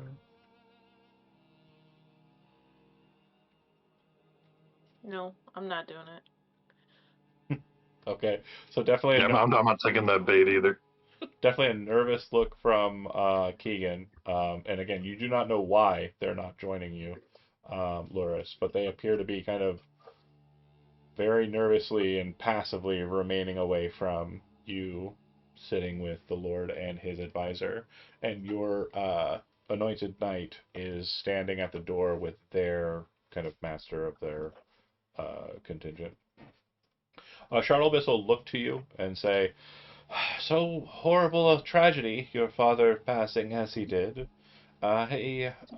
Condolences for you. I know it's been some time since that matter, and you've engaged in some glorious endeavors of your own already. I am so glad to hear that you're cleaning things up around Doubleton." Glorious is a bit of a strong word for my part in it, but I thank you for that, and I also thank you for the condolences. Of course, of course. I do find my way to your town quite often, in actuality. I do know that for our tavern, it keeps our people's spirits up, and it is one of the first thoughts I had when we would they would know about the Goodbrook letter, or at least hear rumblings about it. Mm-hmm. This wouldn't be a shocking thing to them. Yes. Okay. So when Goodbrook sent a what we'll say is a not as great option, we knew it was time to maybe move things along a little quicker. And you guys were my first thoughts. You've treated us nothing but well, even though our communications have been limited. We've never had issues with anything or any of your products. Well, And we know you provide beer for many, many groups. So. I will say there was a bit of a worry for me regarding the situation in Doubleton.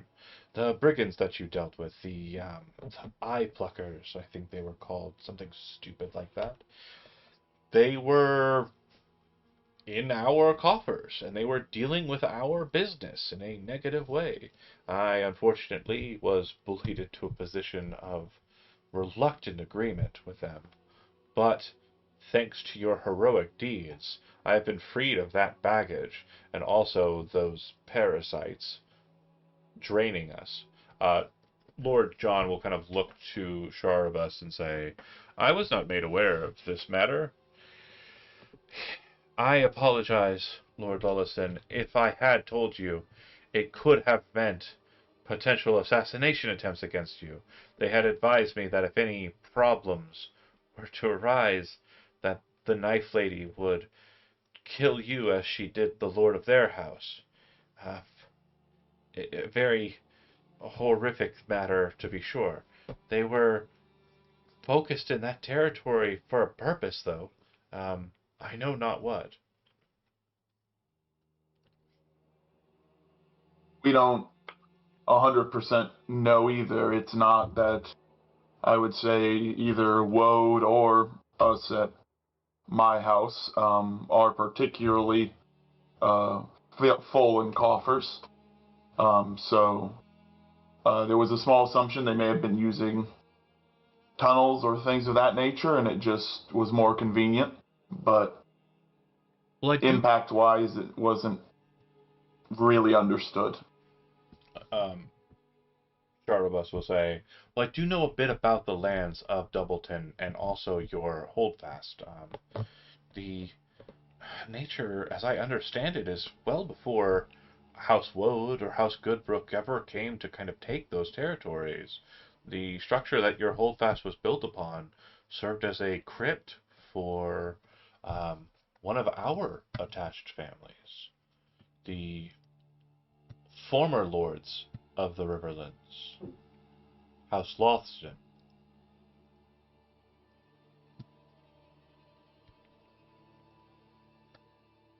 It is said that they buried their honored warriors on the south side of the God's Eye.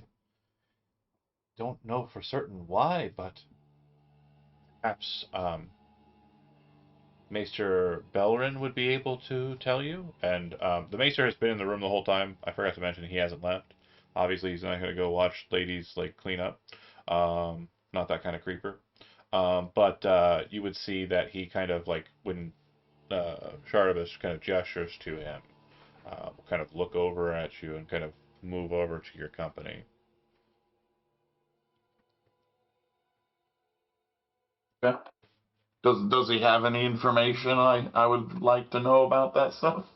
Well, I'm sure I could research it more thoroughly in our very limited library, but I seem to remember when I first was sent here from the High Tower, that the Lothstons made crypts around the God's Eye on the southern shores.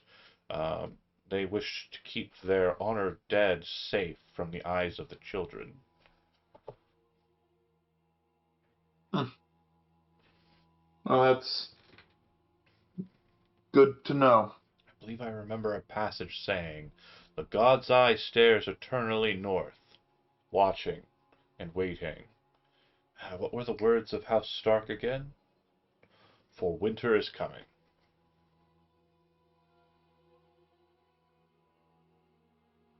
Okay. Cool to know. Ah, I see what you did. I see what you did. Very, very, very well done, Pun. Cool to know.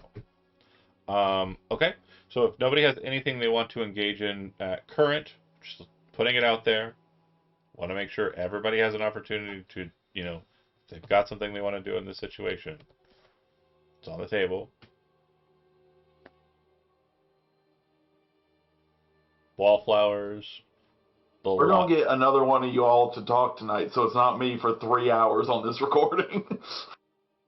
That's all I'm looking at here, folks. Attempts have been made. That's all I'm asking. If you guys want to mess, that's fine. We're going to the dinner party. You're all going to be sitting at a dinner, and possibly have to talk to one another anyway. When the seating arrangements are kind of put forward to you, they kind of leave your side of the table to your own desires, like whatever whims you want to kind of put yourselves on.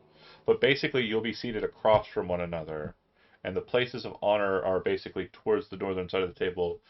Lord John Lolliston will be seated at one end of the table, and then his wife at the other side of the table. His contingent will be seated on his right side, and you'll be seated at his left. It's expected that to his immediate right would be his son, and to his immediate left would be your sister. Who would you want to sit immediately next to your sister? Your mother, yourself, or somebody else who's here? My mother. Okay. And then where would you be seated next to her after that? Correct. Okay. And then if I have the option, the next one's Rogar. Got it. And then kind of just down the line. Yep. Probably with the Hedge Knight and Keegan kind of close to one another, as they seem to be buddy copping a little bit, which is dope. I love that. On the opposite side, Rogar is kind of faced off against his contemporary in that regard. The mother, obviously, her contemporary in that regard. And then you are seated across from the Sinister Man. Great. Charlotte. Love that.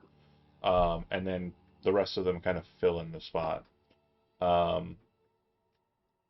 Your mother and your sister cleaned up extremely nicely. Obviously, your sister is radiant, and very much the prize of House Goodman. Across from her, similar attire to his father, but for whatever reason, the cut of it and just like the way it is worn seems to be the case that it wasn't made for him, and it hasn't been tailored to him. It's not that it is overly big. It's not that it is like, overly small. It's just ill-fitting. Um, and They're not really a fighting group, so it doesn't surprise me that their armor isn't fighting fit like mine now is. well, in this situation where you're kind of like, dining, most people have kind of removed their garb of war, and the swords are kind of kept at, um, a safer place. It's understood that when you enter into a house's home and they invited you in, you are entitled to something called guest right. And basically what that means is they cannot harm you in any way while you're here. Like, even if you rose to try and engage them, it would be their duty to see you out pleasantly due to guest right. Spoiler for those who haven't watched Game of Thrones, obviously this gets abused in the show. But for the most part, throughout history, nobody abuses this and understands the rule and adheres to it because they feel that the gods, specifically the seven, would look ill upon your family if you do not adhere to this very simple rule. Be pleasant if you brought somebody into your house. And so he's wearing robes and kind of like, finery like his dad is, but it just doesn't look like it was made for him, if that makes sense. The other thing to note here is that um, John Lolliston, I kind of described him in a very nondescript way, was kind of hoping for other people to kind of like engage with that a little bit, but I'll just explain a little bit more here. He does not have red hair, nor does he have pale skin. He is a bit more ruddy a person who like has been out in the field, and like done a bit with his life, possibly his manufacture or possibly other things, and he has dark hair like black. His wife is blonde and also does not appear to have any signifiers of pale skin and ginger hair.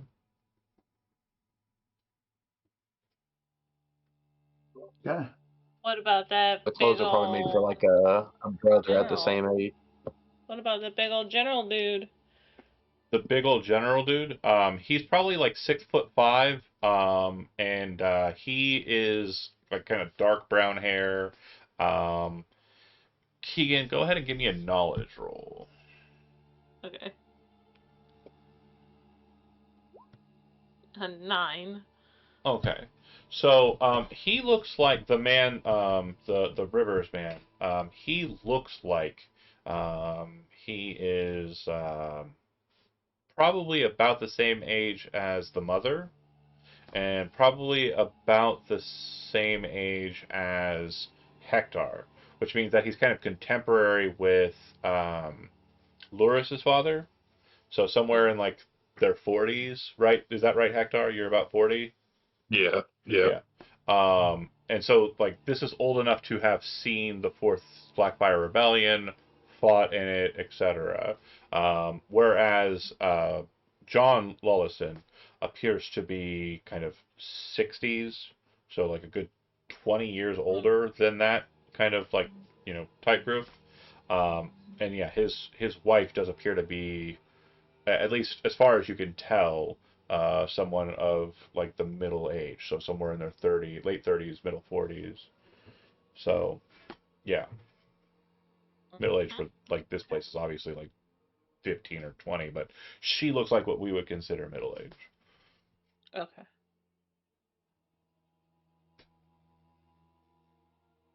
Okay. So kind of taking this into regard, the food that's brought out is kind of an initial kind of plating. Based on what is kind of put out, you understand that they're going to follow the course rules of the seven and kind of administer the food in that kind of regard, with the seventh quote unquote dish just being kind of like bringing out tools for you to clean yourself off and kind of end the meal. If the Godsworn were here, he'd kind of take some notes on that, and kind of like regard them as a house that is pious, as they are kind of adhering to these kind of rules. And the Lord would kind of throughout the meal occasionally like ask questions of Mira, and things that are kind of like of a more historical nature. Nothing that they discuss is immediately interesting, and it does seem to captivate a decent amount of the table. Basically, Mira's reciting stories that were told to Loris and probably overheard by others regarding Forty Goodman's exploits during his life as a lord. But it does seem that Mira will occasionally try and kind of hint towards the more recent exploits of her son, seemingly trying to put him in the spotlight versus kind of adhering to her dead husband. The Sinister Man is, during the course of the meal, very creepily just watching you, Loris, and it's noticeable. It is something that you kind of are aware of. It's kind of disconcerting. And again, in the picture, it looks like he's wearing common garb, and in the scene that he was originally seen in, he was wearing common garb. But so imagine him now, he's kind of wearing a bit more less road weary kind of garb. If you're familiar with the Game of Thrones show, it's kind of like aligned with what Peter Baelish might wear. Just very form-fitting, regal-looking, or like noble-looking attire. Does he actually eat? He is eating, yeah. He's not creepily smiling the whole time, but when he smiles, it is creepy. Are we eating anything out of the norm that we don't have in our own lands? I would say for the first few courses, not so much. The main course is kind of in the midst, and I would say that when that is brought to bear, it would probably be something like, I'm trying to think of what fare would be present here. Wildlife in the Riverlands. Game of Thrones, A Song of Ice and Fire.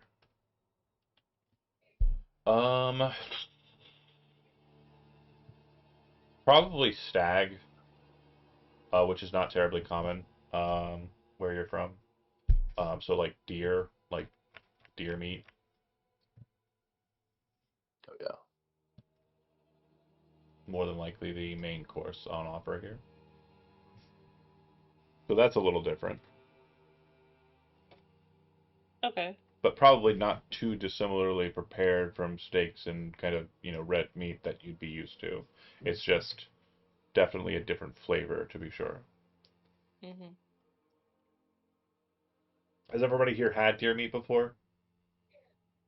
Yes. Oh yeah. Kimmy? Mhm. Okay. Oh for yeah. sure, Oh for yeah. sure. Yeah, I figured as much. Yeah. Yeah. I'm just saying, like, I Brent and Kimmy were the two I was kind of like, okay, these two for sure. Just because I also, for similar reasons, have also had deer meat. And it was deer meat that I personally acquired. Uh, anyway, um, any other questions about the meal specifically, Kimmy, or anything like about the atmosphere that you want to engage with? Yeah, actually, I kind of want to know. Okay, so like they're supposed to be kind of partiers, right? So how Yeah. are they treating this mealtime? Like, is this like a, oh, we're so excited to have you feast, or is this like a more quieted uh feast? So it's an interesting read, right? So from the onset, it definitely feels like a more jovial table than you've been used to. Obviously, like hard for me to play out as a single individual, a group of individuals are Yeah, having it. But right. I would say that everybody, with the exception of kind of like the main focused people that I've mentioned, so this would be the people on the opposite side of the table, the warriors that have been brought to seat here, etc. They are very much like raising their cups, kind of ensuring that, like, handing their empty mugs over to the attendants that are taking them and bringing them back, filled with the Lolliston beer. Um, but the Sinister Man is eating quietly, unless he's kind of directly kind of, talked to, and is very much focused on your Lord Luris, which again, weird.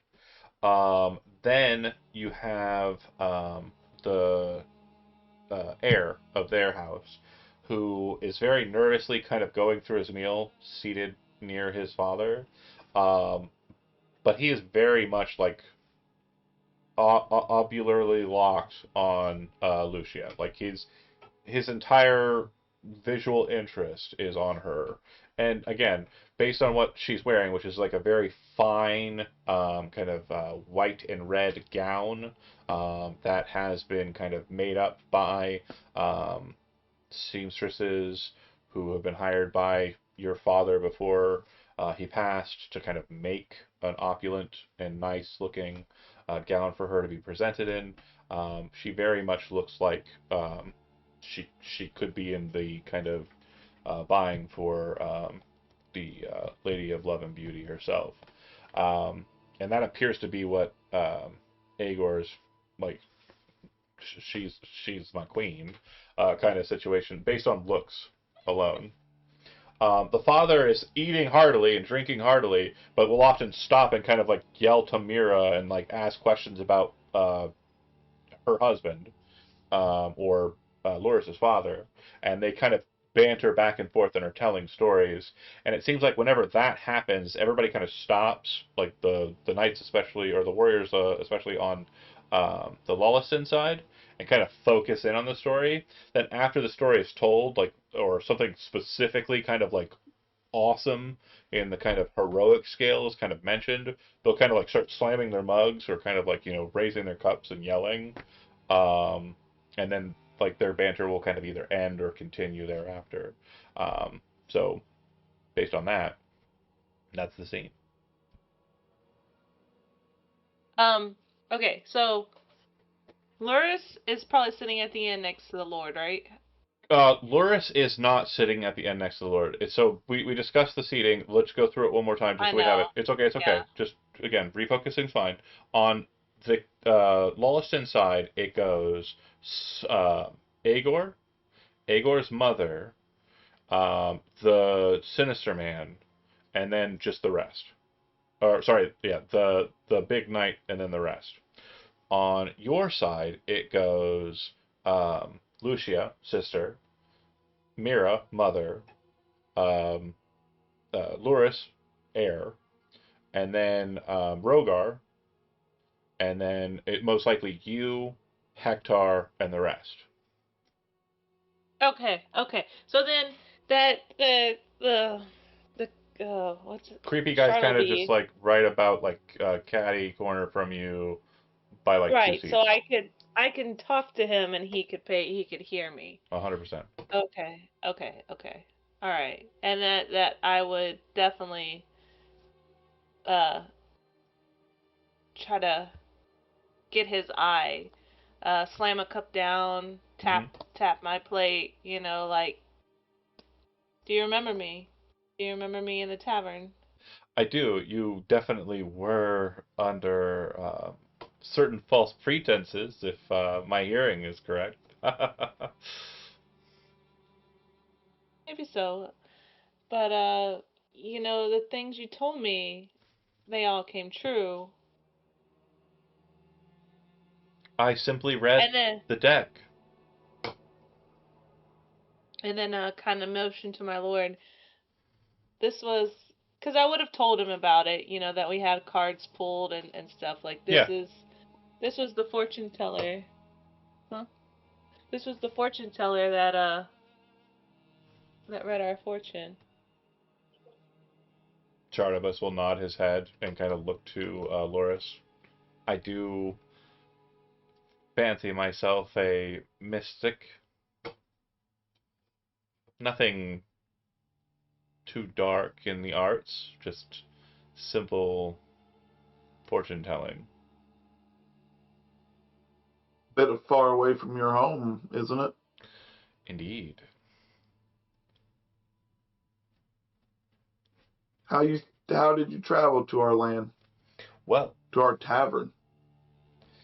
As the matter has it, during the early days of the Blackfire rebellions, a very quick connection was made with Essos and the Blackfires.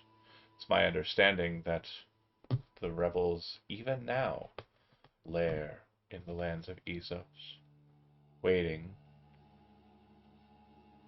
ready to engage with the Targaryens once again.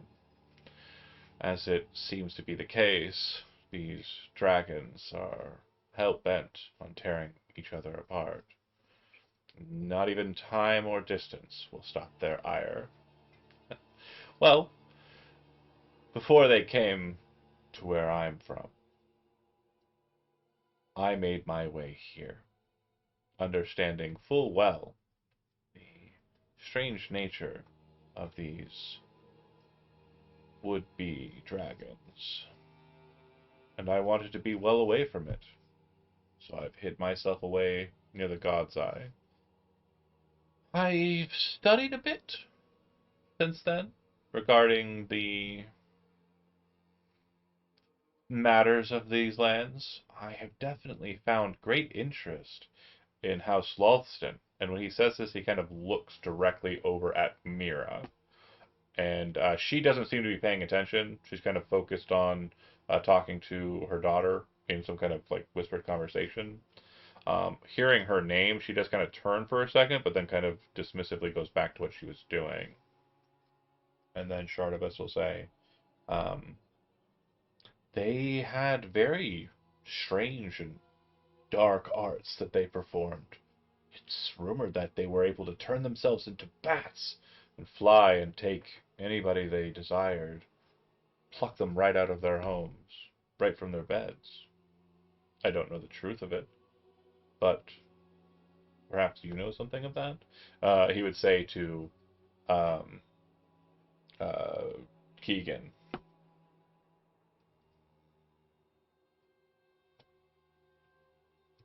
John, did you just say my name? I said I'll be right back. Oh my gosh, I just saw the Wait. BRB right there.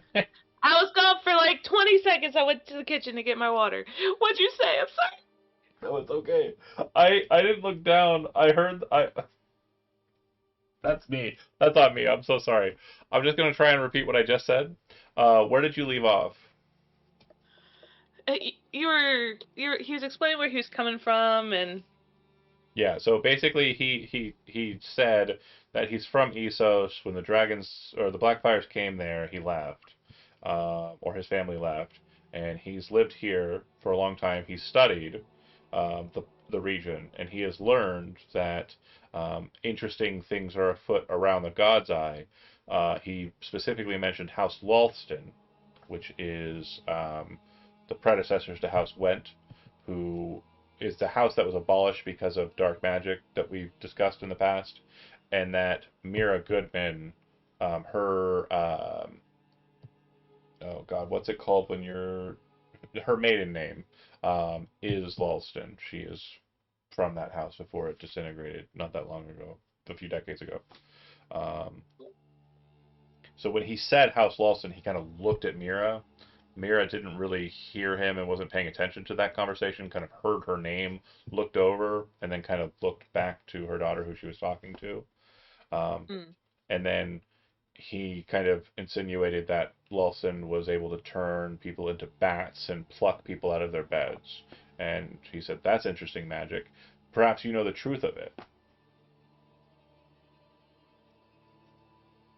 me. Yes, you. I mean, you're a ward of their house. Obviously, you see quite a bit of their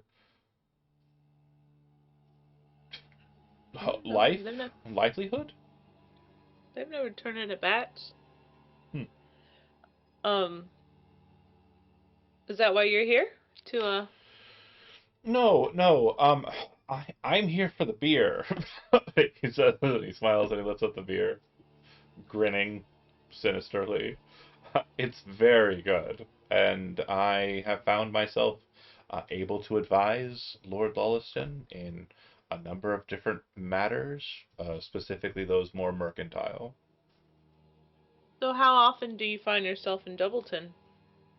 Oh, I typically make the trip every couple of months, sometimes more frequently, just depending on what is going on presently. House Woad does purchase a number of our materials. Unfortunately, Briarwhite is not as energetic a town as Doubleton seems to be. I sometimes will make the crossing and make my way to Goodbrook, town of Seat of Power, Crossed Elms. Sometimes I make my way up to the White Walls or even Harrenhal, which, if you've never been, a very interesting castle to be sure.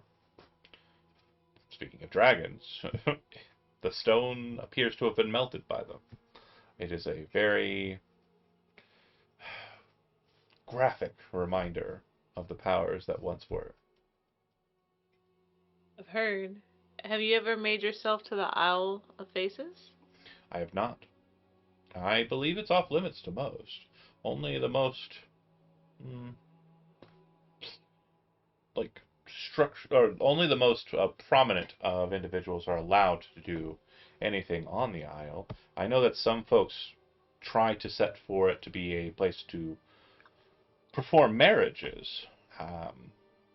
Now, I do know that Lord Lawleston himself is an adherent of the Seven, but he fancies himself a member of those who came from the First Men. I don't know if it's his interest or desire to have any kind of gesturing to the young lordling and your heir sister. Um, if they do manage to form a connection here, it might be the case that we end up on the Isle of Faces together. Have you ever been? Oh, no. A first for both of Uh, us, then. Does he seem happy? He has not, like, if he stops smiling while he's chewing, there's still, like, this just up tilt of his lips. Like, the best way to kind of think about his face is like Joker face. Like, he just seems to have this very creepy, contented, resting face. So, have you ever pulled a card for Lord John? I have. Do you only pull one card per person? I perform one reading for everyone, of course, if they're interested. It's a simple hobby of mine. I am surprised at how accurate they are, but the art was taught to me long ago, long before I made my way to Westeros.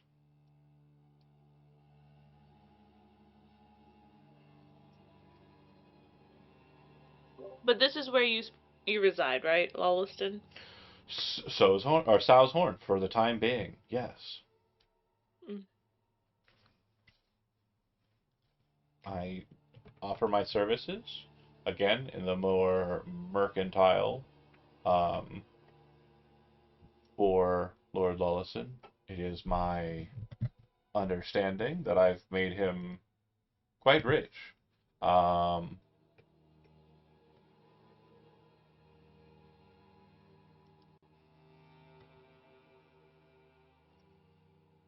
Hmm. Then what's your opinion on our houses joining?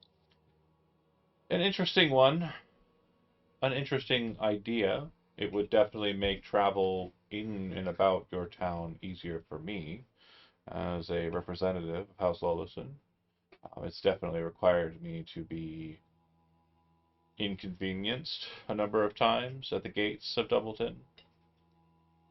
But if we are unified in efforts, perhaps the wealth and splendors I've been able to work out for this family, I could perhaps work with you or whoever is in charge of your books to see if coin can flow more readily inside of Doubleton or your own house.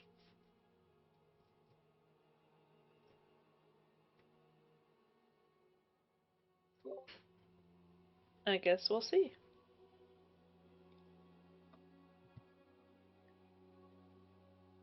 Okay, And go back to watching him the rest of the night like a hawk. absolutely.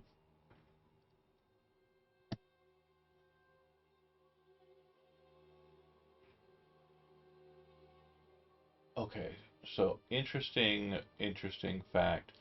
Sow's Horn is located in Lawleston, but it appears okay. So just a quick correction. Sow's Horn is not the name of the place we are in. It's a very simple change here. There does not appear to be a name for, like, if you look at the map, it's kind of confusing. So you can see that there's a nameless circle here, and then there's a marker for House Lawlison, and then there's Sow's Horn located here. Sow's Horn is apparently the only land that House Hog has. I don't know why this just popped up to me, and it was something I only just caught now. Very annoyed at myself, to be honest. So we are not at Sow's Horn. We are at... Oh God, I don't know what the fuck we're going to name it. For the time being, we'll just call it Sow's Horn, because it's what we've been calling it. But I will say there will be an addendum and a correction. If anybody ever picks this up and is like, oh, what an idiot. He didn't even know Sow's Horn was... da-da-da-da-da. First of all, go fuck yourself. And then second, I caught it, you son of a bitch. But moving right along. Thank you for watching, also. Thank you for picking us up on HBO also, please. Yeah, thank you for making us... Yeah, we're on HBO now. Oh my god. Hey, George R. R. Martin, if you've seen this, I'm not a super lore nerd. I know you're not. And also, I'm kind of lazy when it comes to content creation, as I am where you are as well. So we should be friends. And, yeah. So the name of this town, can't remember it. That's the one we're at, though. That said, does anybody have anything else they'd like to kind of put down onto the table regarding... Rogar, like, the time we're eating, in between, like, you know, all the knights stopping to listen to the stories, he's definitely shooting the shit with the knight across from him. Mm-hmm. You know, it's nothing, like, super important, but it's, like, he's definitely, like, you know, asking the guy if he's got any stories, you know. Yeah, You so know. what you glean from him at the door is that he's aware of your reputation, that you fought a Shadowcat defending, you know, this house that you now serve as an anointed knight, and you were anointed by, you know, the young individual who's now the Godsworn of your house. He would not have any kind of crazy stories of his own, but he would say that there was a moment in the Fourth Blackfire Rebellion where he actually saw the bravery of Loris's father. The Battle of Wendwater Bridge was a conflict that the Golden Company, led by Aegor Rivers, they landed at Massey's Hook, which is a place not too far from, or a place kind of off the coast to the east of it. And a very large conflict happened. The Blackfires suffered a shattering defeat at the battle, and their casualties are said to have filled the river. The individual named Sir Duncan the Tall of Aegon's Kingsguard was said to have killed Daemon Blackfire, Daemon the Third. And basically, the Daemons, they named themselves after the original Daemon Targaryen, because, I mean, again, he's rad as hell.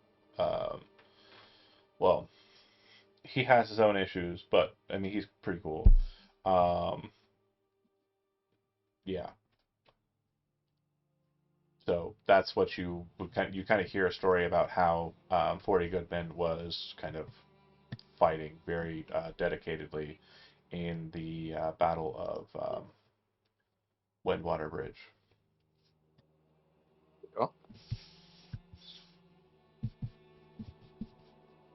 Yeah, and the main thing about that story is like they put the Blackfire rebels like in piles in the river, like filling it, right?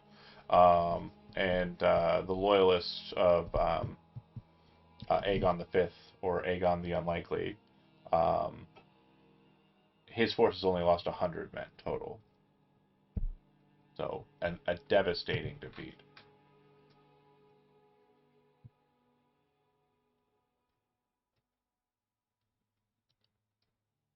Okay.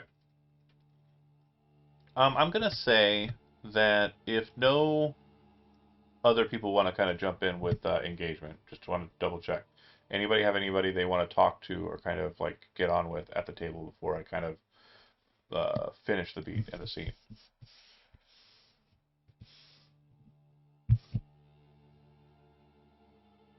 I got nothing. Okay. I really was focused on what Keegan and Smiley were talking about. Yeah, and it sounds like he is kind of like basically like, so nobles don't like putting themselves as like merchants, right? They kind of want to rise above the station of like, acquisition of coin being kind of like the main motivator. Obviously, it is a main motivator. People love money. It's dope. I mean, it's dope. I want more money, but only because of the system I live in. Similarly, everybody in this world is likewise. But what I mean to say is they don't want to kind of like sully their hands being kind of traders, barterers, and kind of merchants. So it seems that Shardabus's purpose is to kind of do that. And as kind of an Asasi, individual, he seems to have a knack for it. Um, the conversation kind of concludes there. Conversation between Rogar and the tall man. That kind of concludes. Alan. Yeah, sorry, Alan Rivers. My brain was looking at the next beat, not the notes over here. But thank you. The what the heck? No, I don't want that. Okay. The father will kind of stand up, raising his cup after like the final course has been.